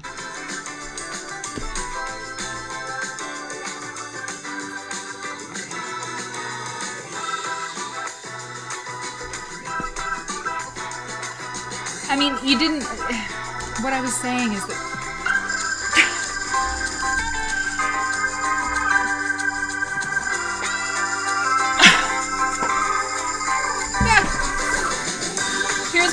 Here's what I was saying. Here's what I was saying. I was saying, what am I going to do? I have to have... Okay. Here's what I have to do. I have to make a Post-it. It's very simple. I have to make a Post-it that says, turn on the mic. And I have to stick it on the monitor. It's very simple. It's very analog. But what I wanted to tell you is that I want to have music on the I'll be right back stream, you know? Just like the stream starting soon screen, I want to have music on the I'll be right back screen. 'Cause it makes sense that I would do that. And so this is what I like this one.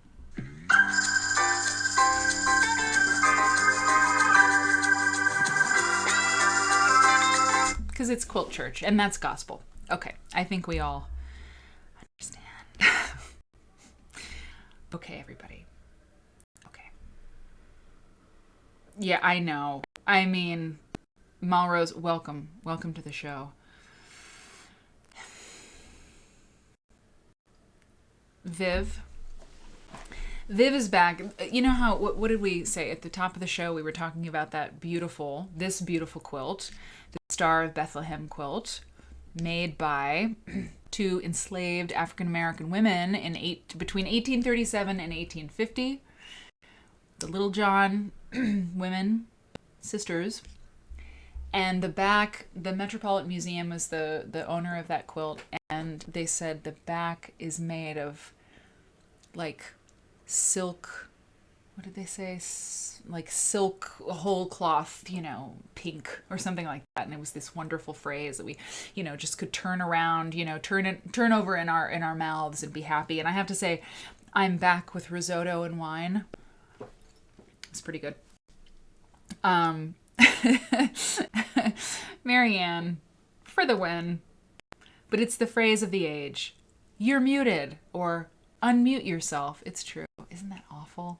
We all know, like, I can't hear you. Like, muted. Hashtag Zoom. You know that they're calling the new generation, the next generation, Zoomers, right? Have you heard that? Probably. But there's the boomers, and there's the millennials, and there's the Zoomers. I want to talk about that, but soon they'll be making quilts, and we can absolutely make that make sense to talk about in the stream. Okay. So, by the way, I said ruching right before we left, and I saw that's, smocking, right? It's not ruching, it's smocking. Pink glazed cotton batting. Yeah, thanks, Marion. That's what it said. Pink glazed cotton batting. Backing. It's perfect. Just great. You love that this is Quilt Church. Nori, do you remember, or does somebody in the chat remember, perhaps it was someone in the chat, who said Quilt Church first? I mean, just because I want to give them credit. Quilt Church, we're going with it. It's amazing. I have to be careful not to do not to drill down too hard on the metaphor. Like, I don't want to be like, hallelujah, everybody. like praise, but we can do some of that. And I think it makes sense because as I was thinking about it, what are we doing but coming into the world of the quilt, not the quilt world, right? But the world of the quilt, and like meditating on it and being thankful for it and, growing in our faith. But it's true. It's true. I love this because, and I'll tell you something too, is like, I don't know much about church, but I do know that when you focus on a thing, and I think church is like, I think you're supposed to focus on like, God and stuff in church. I shouldn't be so flip about it. when you go to a place of worship, it's a time to like put everything aside, right? And focus on that thing. And that's what we're doing here. And believe me, like if you're watching this, you're probably not surprised that, I'm like bing, bing, bing, bing. And it's not that I can't pay attention to something. It's that I have a lot of thoughts, right? I have a lot of like, I go here and I go there because that's how my brain works. And I like my brain. It's good. It is not perfect, believe me, but it likes to connect different things. So I'm not going to look at quilts here on this show and then like blah, blah, blah, blah, blah, and wander off and do email for a minute, and then wander back to what I was looking at with quilts. Like here, it's Quilt Church. So like we're doing quilts and that's what we're doing. And we're doing it together, which is what church is about also, right? You can pray. That's kind of something you can do by yourself. But in church, it's communion, right? It's community.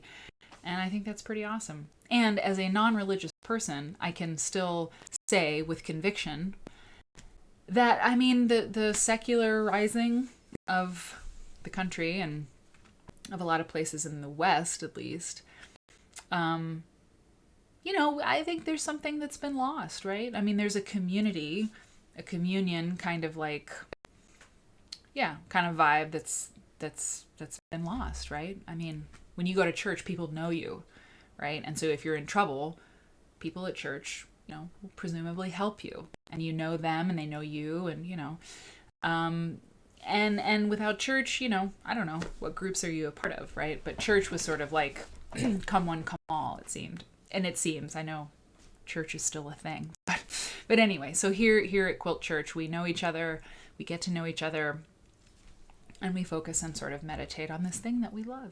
So Quilt Church, I'm all for it. Live, love, and breathe quilts, 1000%. SJ, yes. Okay. Quilting politic.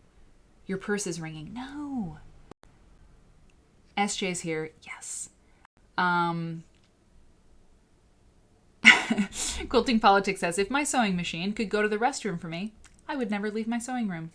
Same. I don't have a sewing room, but I get it. Kindred Spirit Fellowship. That's good.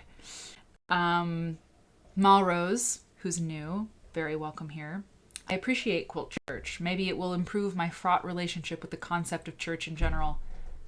I get it. I completely get it. I mean, I played the organ music earlier and it was like, I couldn't really do it. That's why I switched to gospel. I think gospel's going to be the soundtrack to our life. All right. So we did some new stuff. I love that. Justin Yong. Very cool. So now we're going to do some older stuff. Okay. We're going to look at Molly Upton. And I know already that some of you know who this is. And if 5ZZZ is still watching, let me know if you are. Yes, praise. Say hello, say hi. 5Z.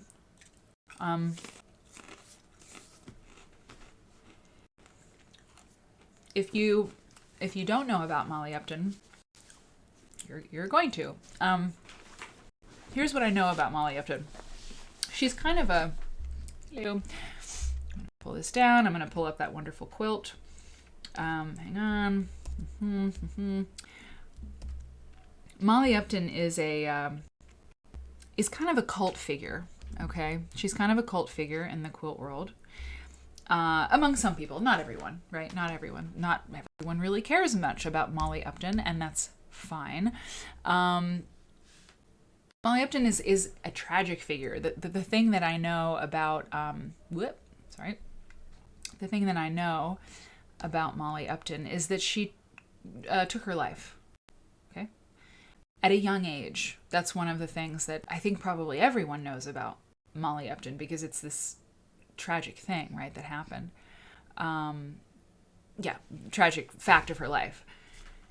And she was young, but the thing is, I don't know how young she was.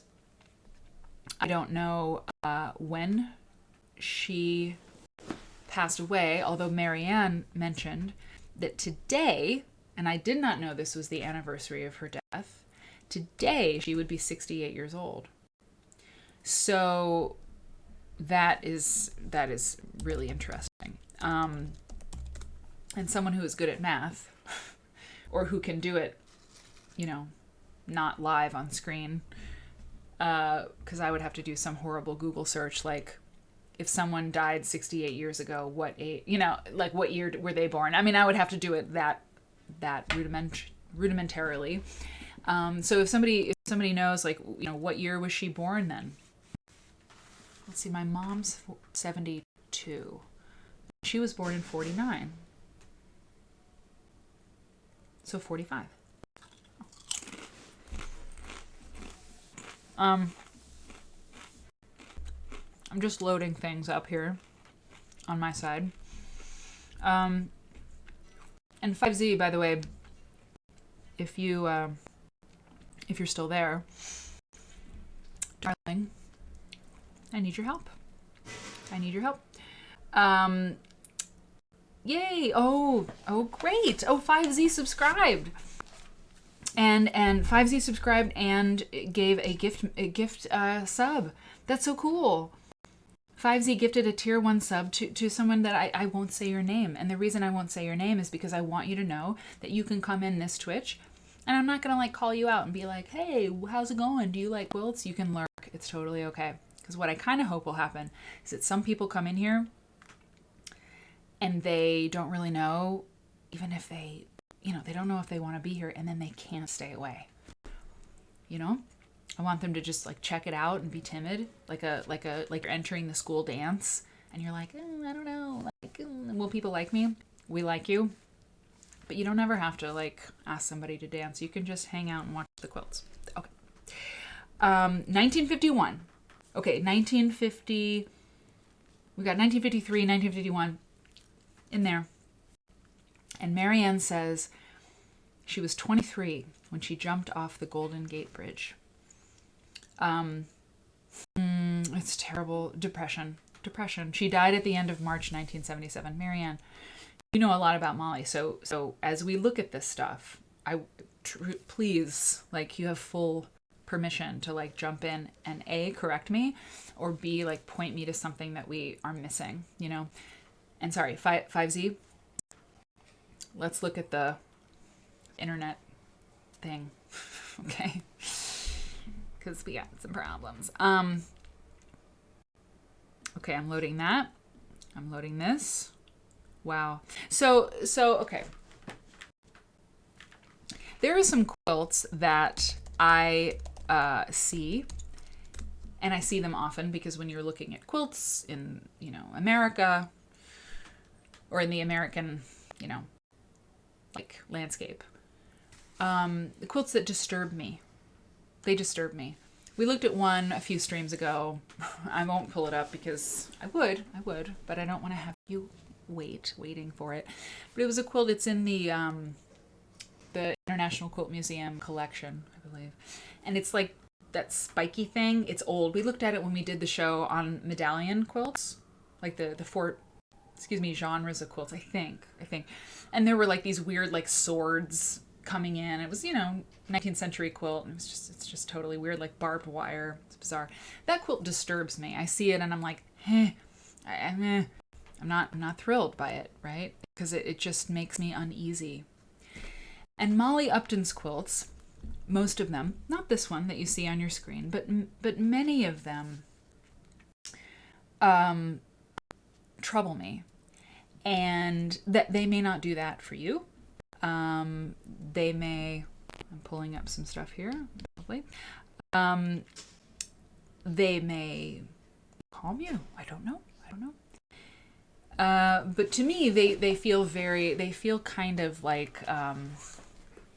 haunted. And I don't mean that the quilts themselves are haunted. I mean that Molly, who was, suffering from depression and ended up taking her life, seems, that they trouble me because of their sort of content and the titles of them, right? Okay, so let's look at them. And by the way, oh wait, I know what's going on here. Okay. View, exit, great. Okay. Yes, fanfare. is the name of this quilt. It was made in 1979. Okay, or 75, sorry. So here is a quilt by Molly via SAQA, the Studio Art Quilt Association. And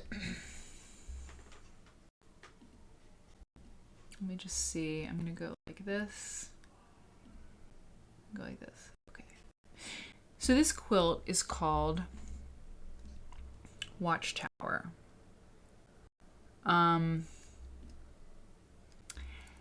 And now as I kind of pull up some different quilts by Molly, I'm gonna find some. So I have her Wikipedia page pulled up.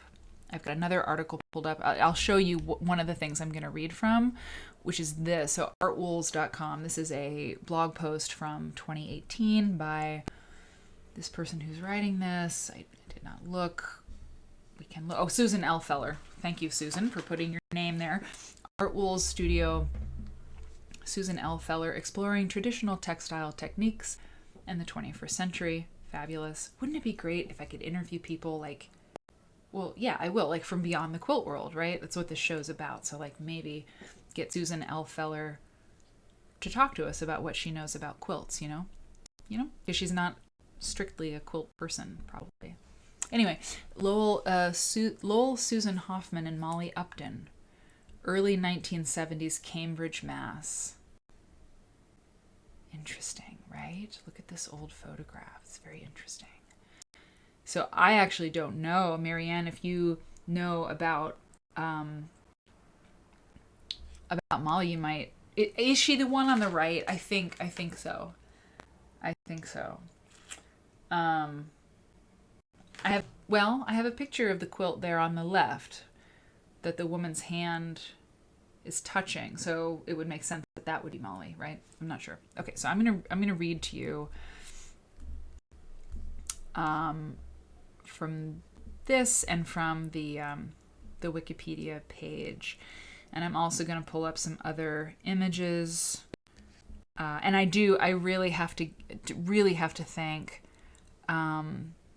the Plaid Portico for the article that she wrote, and it's Carol Van Zandt, right? Plaid Portico. Because when the QuiltCon exhibition was going on, she did a marvelous job like documenting that exhibition, and some of the best pictures of Molly's quilts that I found online are from her article. So I'm pulling that up. Okay, so it's QuiltCon 2016 that did the article or the exhibit. Okay. Susan L. Feller, it's just the picture. So Molly Upton, Martha Neal Upton, September 30th, 1953. She was born in Massachusetts, and she died in 1977, in San Francisco, right? Was a watercolorist, sculptor, and studio quilt artist. Her quilted tapestries helped quilts become seen as fine art rather than craft work during the early 1970s. Okay, let me open this one for you.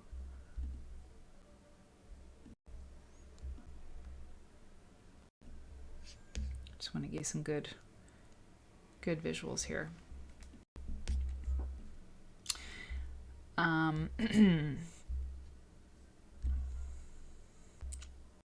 I mean, look, that was made in the early 70s, right?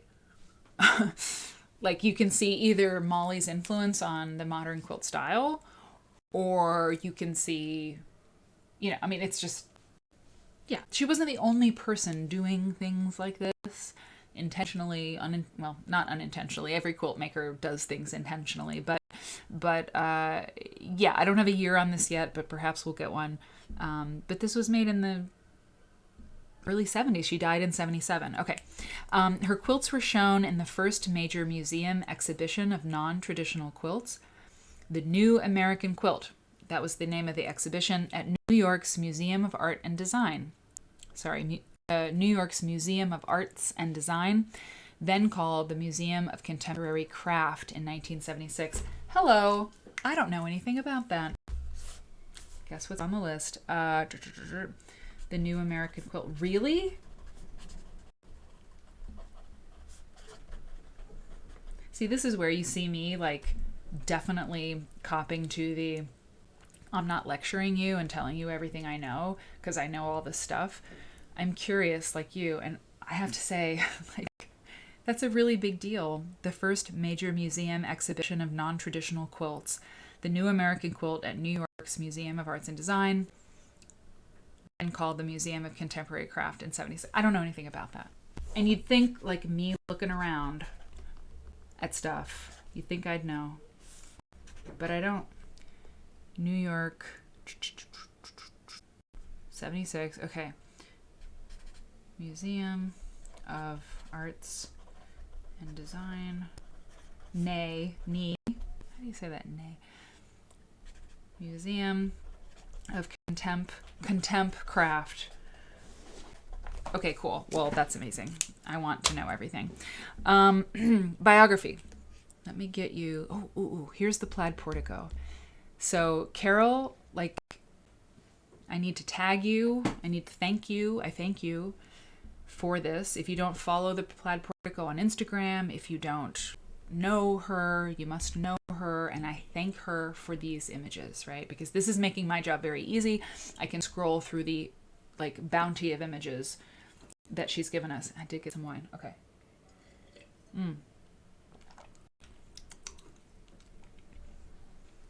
Okay, I'm not going to open them in a new tab because these are so good. I'll just scroll as I read. Okay. Biography. Upton was born on September 30th, 1953 in Massachusetts. Her parents moved to Connecticut. Her father was a graduate of Princeton. He was a veteran in the Air Force. So then he had a career in advertising in New York.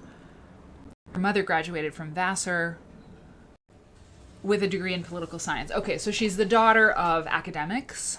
Her dad was a veteran. After World War II, interesting.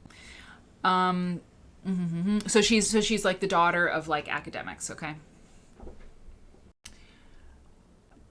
Yes, Susan, same. It's so great. Oh, it's so great. Isn't this great? Isn't this a great show?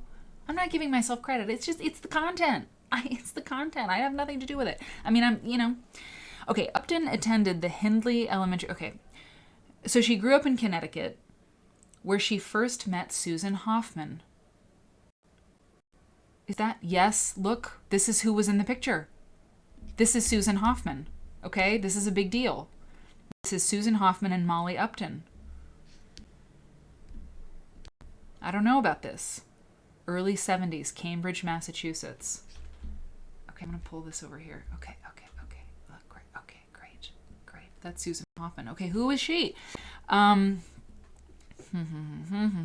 Okay, Susan Hoffman introduced her to quilting. Molly Upton graduated from the Dana Hall School in Wellesley in 71. I don't know. I'm not going to click over to see. Wikipedia is it's a crack up because you keep clicking on things. She graduated from the Dana Hall School in Wellesley, Massachusetts in 71, just prior to the July 1st opening of the exhibition Abstract Design in American Quilts at the Whitney Museum of Art. I know too much about this show. We can talk about it later. It was a big deal. It was not the first show, watershed show, of quilts in a major museum. I used to think that it was. But it was a very important show. Okay, let's just leave it at that for now. The exhibit was, quote, regarded by most quilt scholars as instrumental in igniting the quilt renaissance of the 20th and 21st centuries. The exhibition elevated quilts to the same level as high art by presenting them on the walls of a prestigious art museum, and by comparing their graphic and painterly qualities to those found in modern abstract art, unquote. Who said that? Oh yeah, the International Quilt Museum. And it's true, but it's complicated. Okay. I used to think one way about it all, and now I think another way, but that's good. You know, if you change your mind about something, it means that you're thinking about it. You know, that's a good thing. Okay. Upon attending Macalester College, I'm sure it's in New England somewhere, for her freshman year in 71, Sibby Mack. I mean, this is like a marathon show. I just can't get enough of it. Okay. Marianne has a link in the chat that I think is a picture, a link that'll show her picture. Excellent. Okay. She went to the University of New Hampshire in 71 and 73. She majored in art. She spent the summer of 72 in Vermont. So this is all New England, okay? New England. So we're getting a picture of Molly, right? It's like, oh yeah, let me give you some more eye candy here. You know, Molly, she's in New England. Her parents are these academics, you know. I don't know if she had siblings, but I'm picturing like this sort of like, now I'm reading into it. I'm doing historical fiction, but you know, she was like, you know, this erudite, you know, household, you know, she's in New England, all the pressure, you know, art school. I don't know, I'm making that up. She might have been a very, you know, happy person, happy child, but we know that she took her life. She eventually took her life. So I don't know. I'm inferring it's not cool. Okay. Sorry. So, okay. So Molly spent the summer of 72 in Western Vermont, and Susan Hoffman, spent the summer in Dorset, Vermont. Upton and Hoffman, who you see there on the left, worked as waitresses and also opened a barn shop near Upton's family house in Weston called The Front Porch Out Back. Amazing. Okay. And did a brisk business in mobiles, necklaces, and other handmade items. Now, here's the thing about history that is like crazy and interesting. There are pictures of that shop. You know that there are pictures of that shop. That shop existed in 72, 73. Yeah, no, the summer of 72. And like, there are pictures of that shop and pictures of Molly Upton and Susan Hoffman. And where are those pictures of them in their shop, like hanging out, like selling their wares? And this Wikipedia entry says they did a brisk business.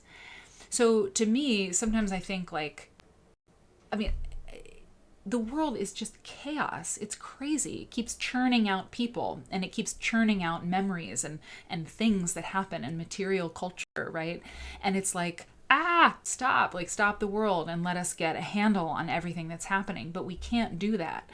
And so historians and academics and like investigators and detectives have to go back and search for the truth, you know? And I don't know, I look in JSTOR, and Molly helps me look in these other databases of academic papers and things. And so far, I haven't read any academic paper about Molly Upton. Please tell me if you've read one, some sort of doctoral thesis about her. She's a very interesting person. But like, somebody should, and this is why academics are important, right? Because they do this like this really, you know, intense, like deep work on one topic. But like, where are those pictures? That would be so interesting. Were they selling quilts at this shop in the summer of 1972? I don't know. Okay.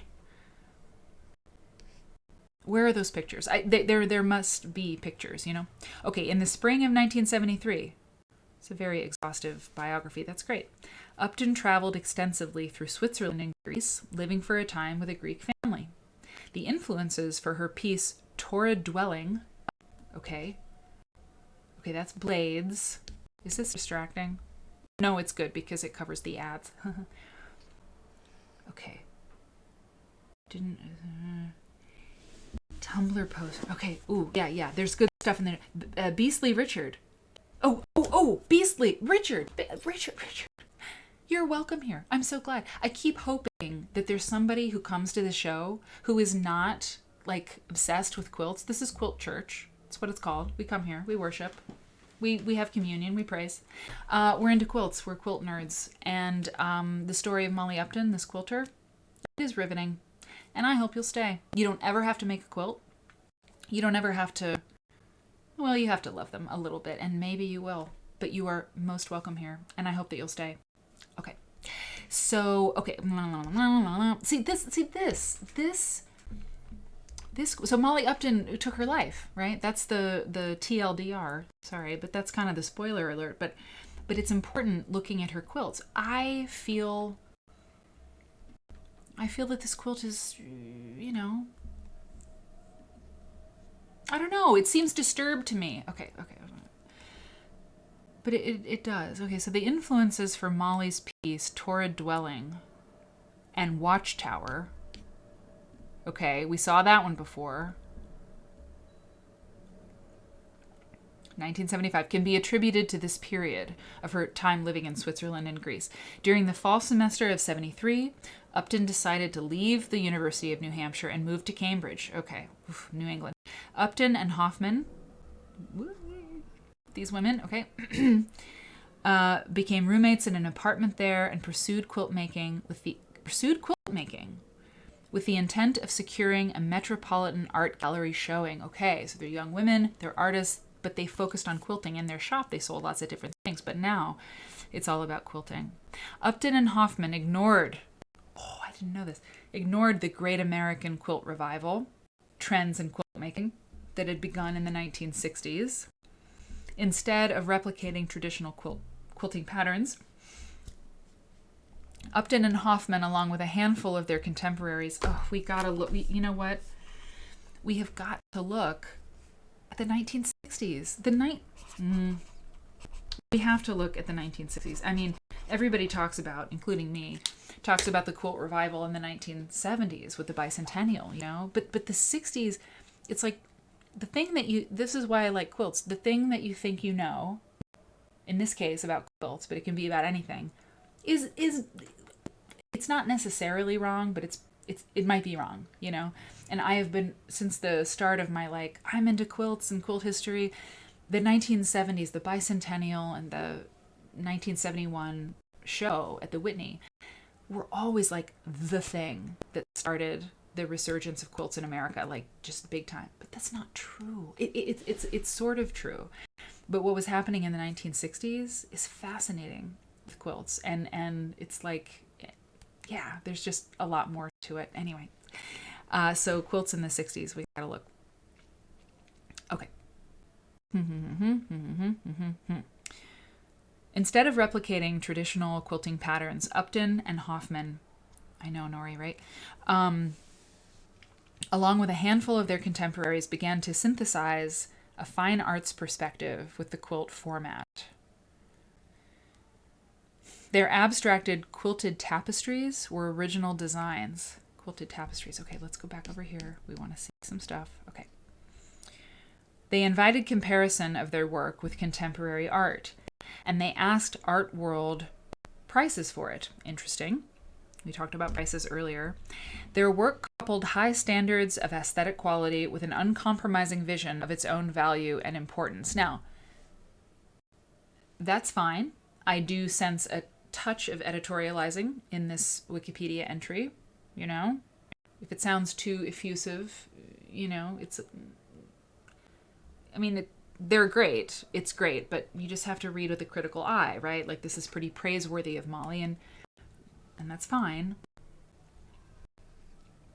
But, high aesthetic quality, that's subjective, right? Anyway. Okay. Upton produced over 27 tapestries. Wow, look at that. Yeah, that's I've seen that one a lot. Between 1974 and 1976, 27 tapestries between 1974 and 1976. So I think the quilts she's calling tapestries, right? That's what I'm understanding. She moved to San Francisco, where she would ultimately pass away. She moved to San Francisco between 75 and 76. And in 1977, she committed suicide by jumping from the Golden Gate Bridge. Okay.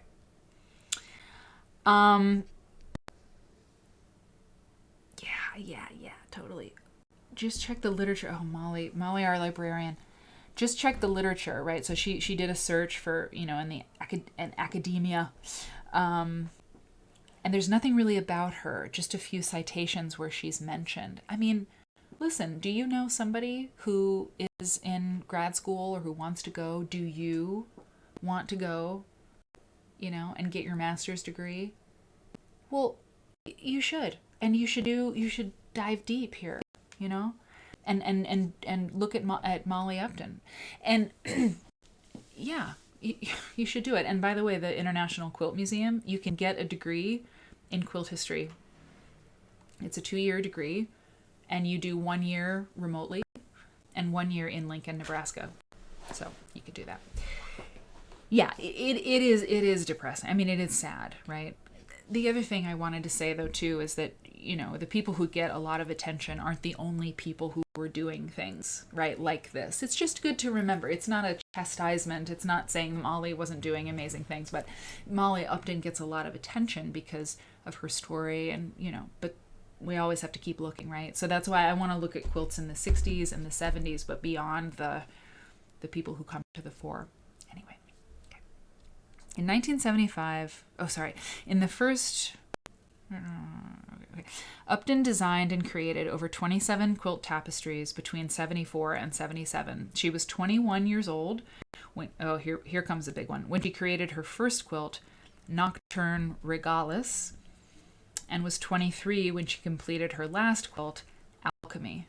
Now, okay, the overcoat is not what was just mentioned, but the overcoat is a very well-known Molly Upton quilt, and one of the ones that, you know, is just really...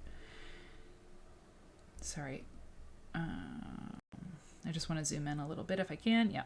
Okay. And I'm going to close this now so we can look at these sort of undistracted. Okay. These tapestries are noted for their abstract designs, unusual colors, and technical complexity. Marianne mentioned she remade a Molly Upton quilt, and it was really intense, right? It was complex. Upton abandoned the use of the grid structure and dismissed the use of a repeated block motif. Her piecework presents, quote, a single, carefully integrated overall image, unquote. We see that here, right? Her unorthodox methods of working included using the floor surface as her design wall. Not so unorthodox. Many of us do it, but that's fine. I'm just being critical. It's important, you know? She used the floor to compose her tapestries, and binoculars, okay, cool, held the reverse way to simulate a long view. Now that is cool. Have you heard of that? Do you know that? Using binoculars turned around? That's cool. I love that. I don't know. Maybe art people know that. That's great. Okay.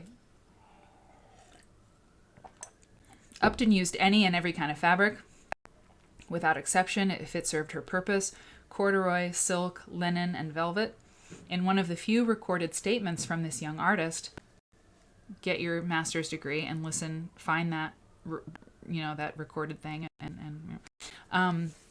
Upton said she drew inspiration in part from, quote, wandering through ruins, active streets, and deserts, from past civilizations, and from piano keyboards. Interesting. So now we think about her time in Greece and Switzerland, right? Richard, beastly Richard, you're here. You're in. You're exactly. She's making and breaking patterns, literally, patterns. Quilting. You're right where you need to be. Okay. In the first series of quilted tapestries. Okay, how are we doing? Okay. Well, all right. This is good. Oh, okay. I'm gonna keep going. In the first series of quilted tapestries called the Paris Collection, Upton and Hoffman selected, quote, a concept or aesthetic problem, and then each made a quilt dealing with the problem in her own way, unquote. The first Paris set was a black and white study based on the gradation principles as seen in the, quote, graphic traditions of calligraphy, wow, unquote, juxtaposed against a second quilt with the same design principles portrayed in color. Okay. Yeah, I mean, there's another piece of this. Okay, are you guys okay? I mean, you know, if you gotta go, it's okay. I don't know. I want you to stay. Okay, early exhibitions. Okay, so there's early exhibitions and then there's legacy. I'm reading the Wikipedia article, so we're gonna read early exhibitions and then legacy, and that's what we know about Molly Upton vis-a-vis Wikipedia. Okay, in 1975. The landmark, Quilts by Rod Cadonnell, Susan Hoffman, and Molly Upton exhibit opened at the Carpenter Center for Visual Arts at Harvard. There's a program. There's a catalog. Have I seen it? No. Who's seen it? Rod Cadonnell, do you know who that is? She's amazing. I'm gonna do this show forever. There's no way we're gonna get through everything. At Harvard, 1975, a quilt show at Harvard. 3 women, quilts. Before the bicentennial, the bicentennial. Oh, it's the big watershed moment for quilts. 1975 predated that, right? So, what do we know? We don't know anything. So, and this, so there's a citation here. Okay, so R. Shaw Robert Shaw, okay. He's a big deal too. Robert Shaw, in his book, The Art Quilt, in 1997, Robert Shaw is hilarious and amazing. He ran the Shelburne Museum quilt stuff for a really long time, and he's delightful. He wrote, quote, "This show at Harvard, Quilts by Rod Cadonnell, Susan Hoffman, and Molly Upton," quote, "marked the first time quilts had been featured in such a prestigious East Coast art gallery setting." Okay? Interesting. Unquote. In December 1975, Arts Magazine published a full-page announcement. Oh, let me give you some more stuff here. A full-page announcement for the Quilted Tapestries show. Oh, no, that's different. A full-page announcement for the Quilted Tapestries of Susan Hoffman and Molly Upton exhibit opening at the Cornbly Gallery in New York City, and included photographs of Upton's black and white Pine Winter and Hoffman's black and white Hourglass Infinity. By the way, have I seen any Susan Hoffman quilts? No, I don't think so. It's only Molly Upton. Susan Hoffman. I don't know. And again, if you just tuned in, Plaid Portico, Carol Van Zant, thank you so much for your blog post, because it's amazing. I really appreciate it.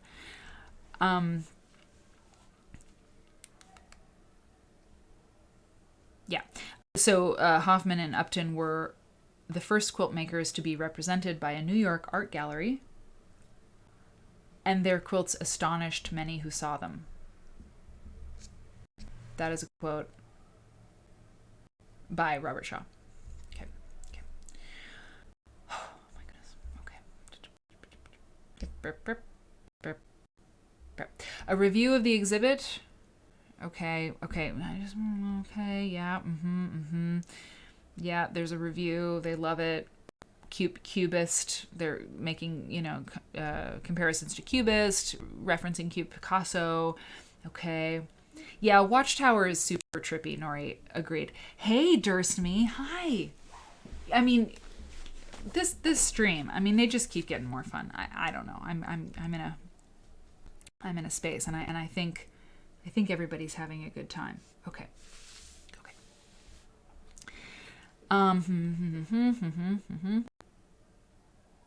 Okay, more reviews. I'm gonna let you read that. Everybody's going crazy for them. Okay. She was awarded a grant from the NEA, the National Endowment for the Arts. Oh, yeah. Look at that. And was selected as one of 10 artists to participate in the Works in Progress program, demonstrating her work in City Hall. Nori, it's a great question. Where are all her quilts? I don't know. Maybe we'll find out. It's a really good question. Well, you know who would know? The Modern Quilt Guild would know, because they did this exhibit of her work in 2016, and so they had to contact who owned them. So they wouldn't have the answer, but maybe we'll find out. I don't know. It's a very good question. And then later, her work was exhibited at the Institute of Contemporary Arts in Boston. Okay.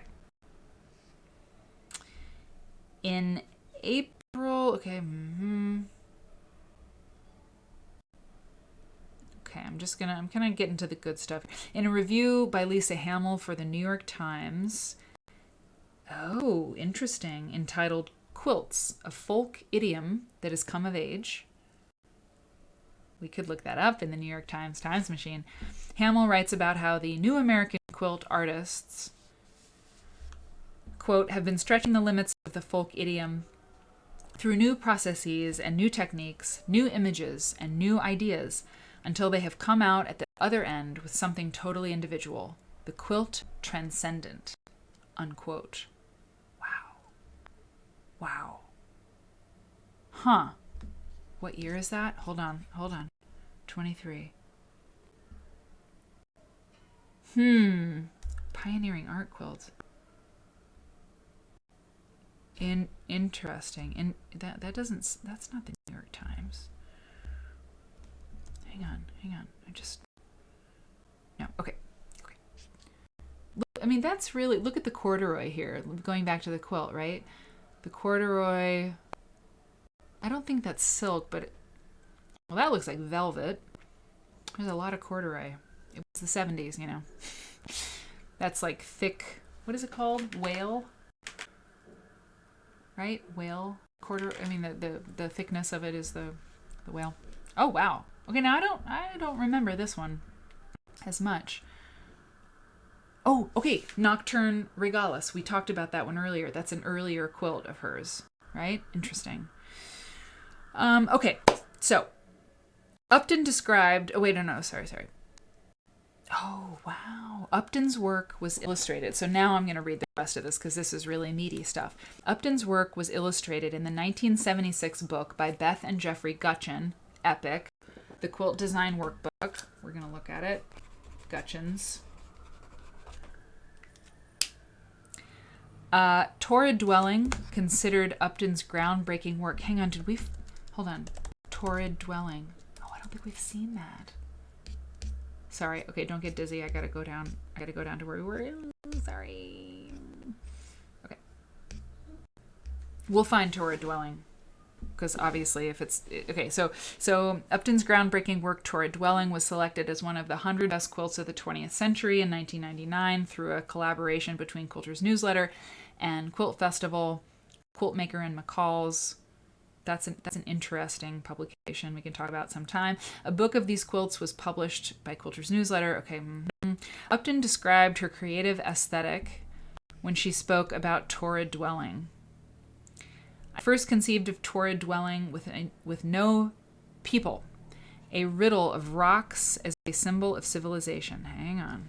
Molly, I gotta try to get this pulled up. Molly Upton, Torrid Dwelling.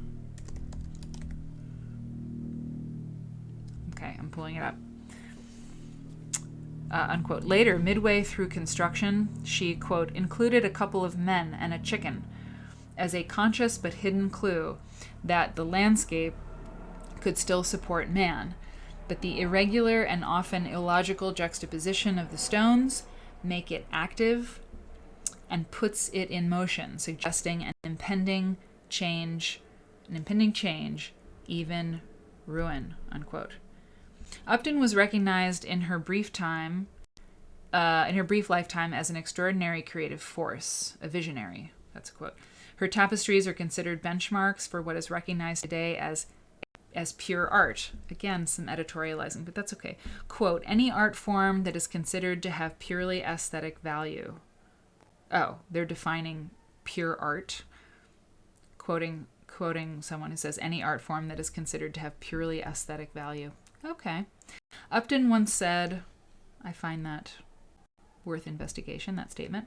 Upton once said, quote, as for the work independent, finally of itself, it perceives nothing, only exists, a reference point, a spiritual counterpart belonging at once to no one and everyone.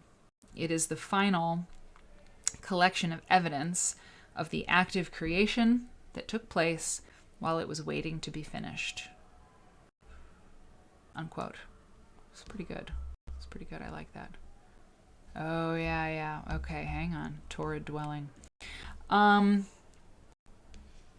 have been many posthumous exhibits. Yeah, interesting. Well, here, not that you can't find it yourself, but here is... Hey, Dr. HCG. Oh, wow. Really? Dr. HCG. Well, I mean, I don't know if I've seen you in the chat before, but if I have, welcome back. If I haven't, welcome. Doctor says, I was so enchanted with her work at QuiltCon. Yes, 2016 was the year that exhibit was up. Doctor made a quilt called Molly Made Me Do It that hung at QuiltCon the next year. How amazing she accomplished all of this in her 20s. Okay, guess what? Welcome to the show. I'm going to Google your quilt. Molly Made Me Do It. Will probably be enough. QuiltCon 2017. I have often remarked that QuiltCon 2017 was the year that the modern quilt genre and moment truly arrived. I just feel like it was a very important year. Molly Made Me Do It quilt. Ah! Ah! Wait a minute. Is that Luke Haynes? Oh, no. I'm sorry. Wait a minute. Yes, hold on. What's happening? Hillary Goodwin. Wait, that makes sense. What's happening? I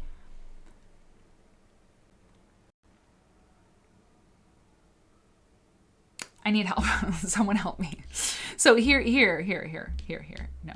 I just think of, I was feeling very guilty about my friend Luke Haynes because I am terrible. I'm so terrible at communicating over, like, when I'm not in person with someone that I mean, it's like a handicap. I'm not kidding. It's really bad. Like, I get scared because I haven't responded to someone soon enough. So I just freeze. You know, there's like fight or flight. But my therapist says there's fight, flight, or freeze. And I freeze. And I get so worried someone's going to be mad at me that I haven't responded soon enough, or that I don't care about them, which I care very much about them, that I just, like, I freeze. And it feels like ghosting, because it kind of is, but it's not because I'm ghosting. It's because I just get so nervous. Anyway, I don't know if that's Luke or not, but if it is, I think you're great, and I miss you, and I'm sorry I haven't said hello. Okay, and it's not Luke. Okay. Now, I would like to say hello to Hillary, and if anybody talks to Luke, let him know, that I say hi. This is beautiful. So forget my issues and Luke. Let's talk about this. This is wonderful. So we can all see. Sorry, I talked about my crap, and here you are. This is really great.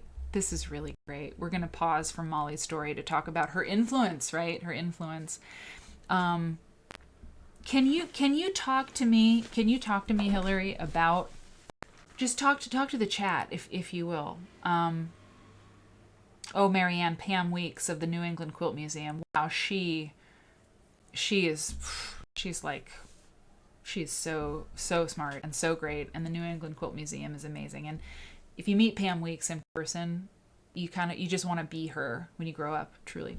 So Hillary, can you just say a few words, if you're comfortable? You don't have to, about your process, right? Like how Luke's birthday. Oh God, I should just send him a clip of this. But tell me, like, what is your relationship?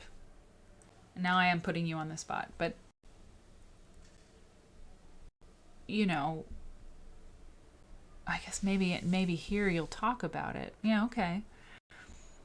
But it's so cool to have you here, right? If you just have any thoughts about Molly's work, I mean, we've obviously been looking at it, right? This is wonderful. And I completely, and I'm sure people in the chat will also feel this way. Wow. Where is this? Oh! About a year ago, Hillary says, I was in San Francisco and noticed a building with wonderful long, thin windows.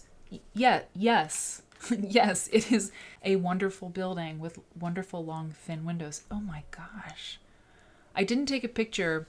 They were similar to these windows here I saw with Stephanie. Okay, Stephanie Rule and Christine Perigo at Austin at QuiltCon 2014. Okay. Clearly I get excited about things that I see. Okay. So now it's all making sense. That is just, that's beautiful. It's a great picture too.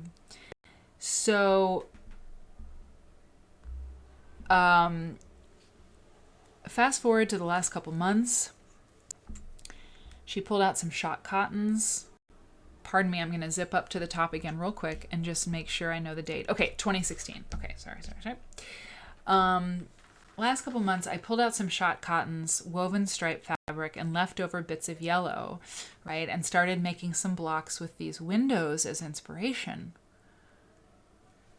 I mean, quilt makers, like, they're so good. You're so good, you know? It's like, I don't know. I mean, I talked earlier about this, you know, this idea that, you know, quilts are old-fashioned or something. Anyone who says that, or anyone who sort of throws shade to the quilt as though it's an artifact of some kind, I mean, they just don't know what they're talking about. It's like if someone who's like, you know, really sort of distasteful, right, doesn't like you, it's like, well, good, you know, I don't want somebody like that to like me. And if somebody says that quilts are old-fashioned or they're, you know, for grandmothers, such a problematic thing to say, you know, you don't want their approval, right? Because they don't understand. Quilters are artists, right? Okay.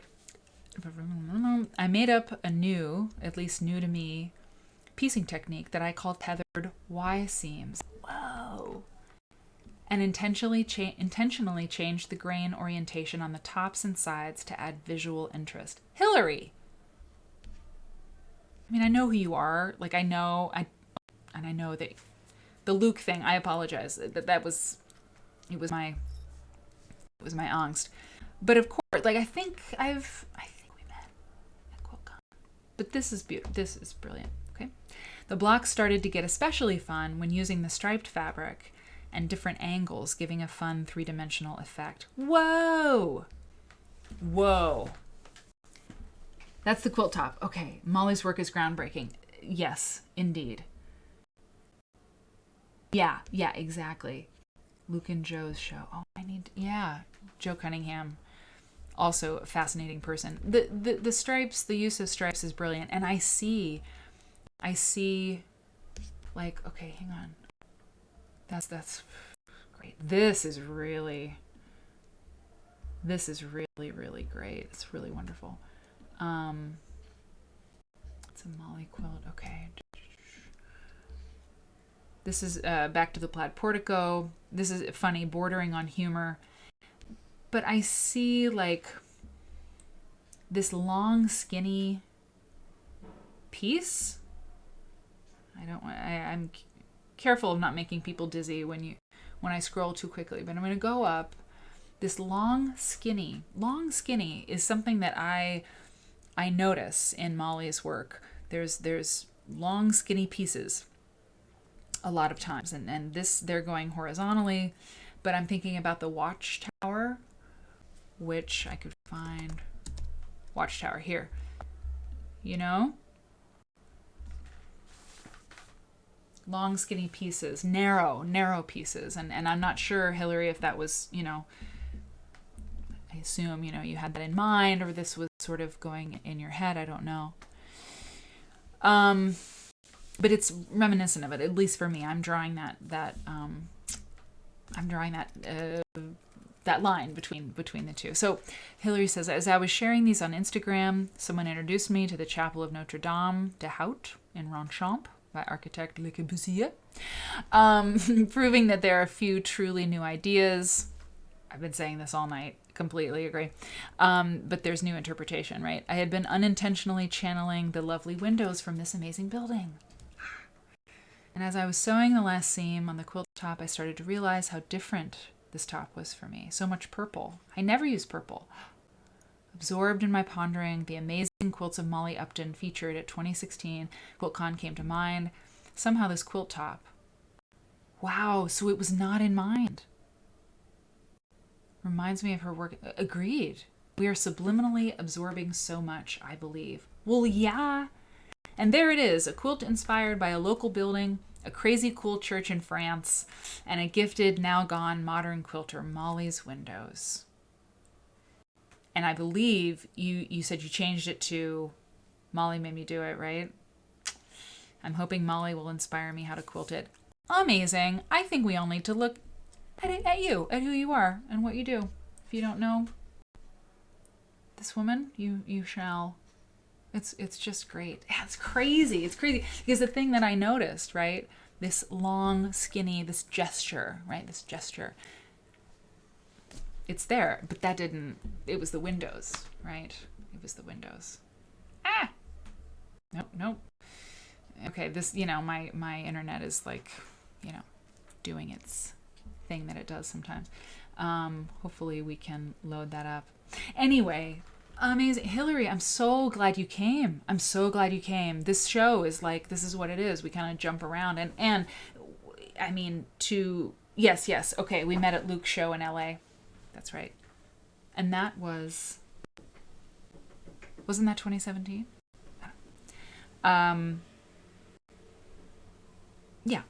Yeah, this is like how these are the shows, right? They go on and they jump from this to that. And what's wonderful is having a maker stop by and talk about this stuff. It's a gift. And thank you for dropping in. And yeah, I mean, we went there, right? And I didn't know that we would. And that's what I like. That's what I want to do here, is jump around to things that are unexpected. Because what I find when I look at quilts, and I look at quilts in the world, not just in the quilt world, right? But quilts in the world, these surprising connections happen. And so often, like we've seen, I've been on for 3 hours, excited. It's my first 3-hour stream. The more I look, the more it is true that these quilts that are out in, the art world or out in the fashion world or whatnot, they do come back to the quilt world all the time, every time, because the quilts that come from culture, they come from people who make quilts, and we're those people, if that makes sense. So, okay, Molly, thank you so much. It was a long one. Nori, here you go. This one's for you. So that's Molly Upton in a nutshell. I think one of you ought to go back to school, or just for fun. You don't have to go back to school. Write an academic-ish paper about Molly Upton. Research it deeply. Spend a couple years on it. Just dive into that world and submit it to Uncoverings, the AQSG, American Quilt Study Group Journal. Somebody needs to write a paper about Molly Upton. And Susan Hoffman. Did I write that down? No. Okay, we're going to look at Nori's Instagram. That's what we're doing. Okay, and Hillary says, you did call it Molly's Windows, but the old blog post title came to mind when we all blogged. I remember when we all blogged. I was right there with you, girl. Now I Twitch and we Instagram, right?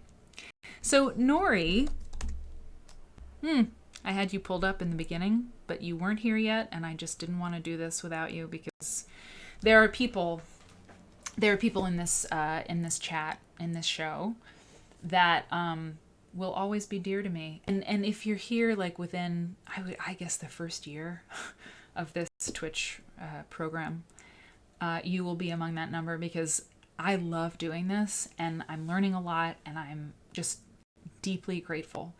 And I'll keep saying it, so you just have to deal with it. I'm very, very glad that you're here, and that you've trusted me to figure this thing out, because I want to be curious with you. And I'm so glad that you came by and that you keep coming back here. And Nori, you have a delightful Instagram account page. I don't even know what you call it now. Look at this. Everyone should follow her immediately. This homogeneity in the best way. This, what's the word I want? This cohesion is deeply satisfying to me. And this is wonderful. So I think the pink mat. I'm here for it. Block 75 for 100 days, 100 blocks, 2021. Tula Pink. Love Tula. 100 days, 100 blocks. I don't know what that is. Can you tell us what it is? Remember when I said I don't know what's going on like I should these days? Who's doing that? Who's doing that? Ah, Myra. All right. Hey, about Kirsten. Bye, Quilting Politic. Bye. Thank you for coming. I mean, this is really great. So 100 days, 100 blocks. I could click on the hashtag, but then I'll go away from your page. So I want to look. Someone say, this is great. I mean, the pictures are really great. And your piecing is lovely. And I'll bet you made that pin cushion because that's the way we do it. Right? Yeah, I just wanted to give you some love because it's really delightful. And I just love how you've styled this here. Really. I mean, it's really great. And if you're documenting those 100 blocks, which I assume you are, it's a wonderful way to do it, right? So we can really see what you're doing, you know? Gnome Angel. Okay, Gnome Angel. We will click on that. So this is wonderful, and everyone should go, oh, I should be liking these. I'm so bad at this. Tula. God, Tula's great. She's a force of nature. I don't need to tell you that. You know that. Okay, by the way, this person says, my next cutting mat's going to be pink.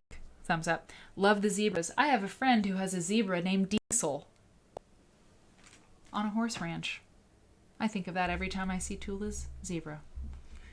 A zebra named Diesel. I'm into it. Okay, everybody. This is the longest stream I've ever done. Where does the time go? I love you. This was really fun. And I hope that you had a good time. If you haven't subscribed, I'm working out the subscription plan, but if you subscribe at $4.99, which is like the low level or the tier 1, you don't have to watch ads. And I don't really know how ads work on Twitch yet, but I don't like ads. And if you're like me, you don't like them. So if you subscribe at $4.99, you don't have to watch them. And that's great. And I get a little piece of that to, like, you know, buy the camera that I bought, you know, for the stream on Sunday. So I stream Tuesdays and Thursdays at 11 a.m. Central. I just added a weekly official weekly stream Saturday at 4 p.m. Central afternoon, 10 p.m. for me and Marianne here in London. And on Sunday, we're going to see how this goes. Eric's going to be upset with me if I'm just streaming all the time, but he loves it. He bought me the microphone and the little, this thing. And on Sunday at 10 a.m. Central, we're going to sew. I'm going to turn a camera on me so I can talk to you.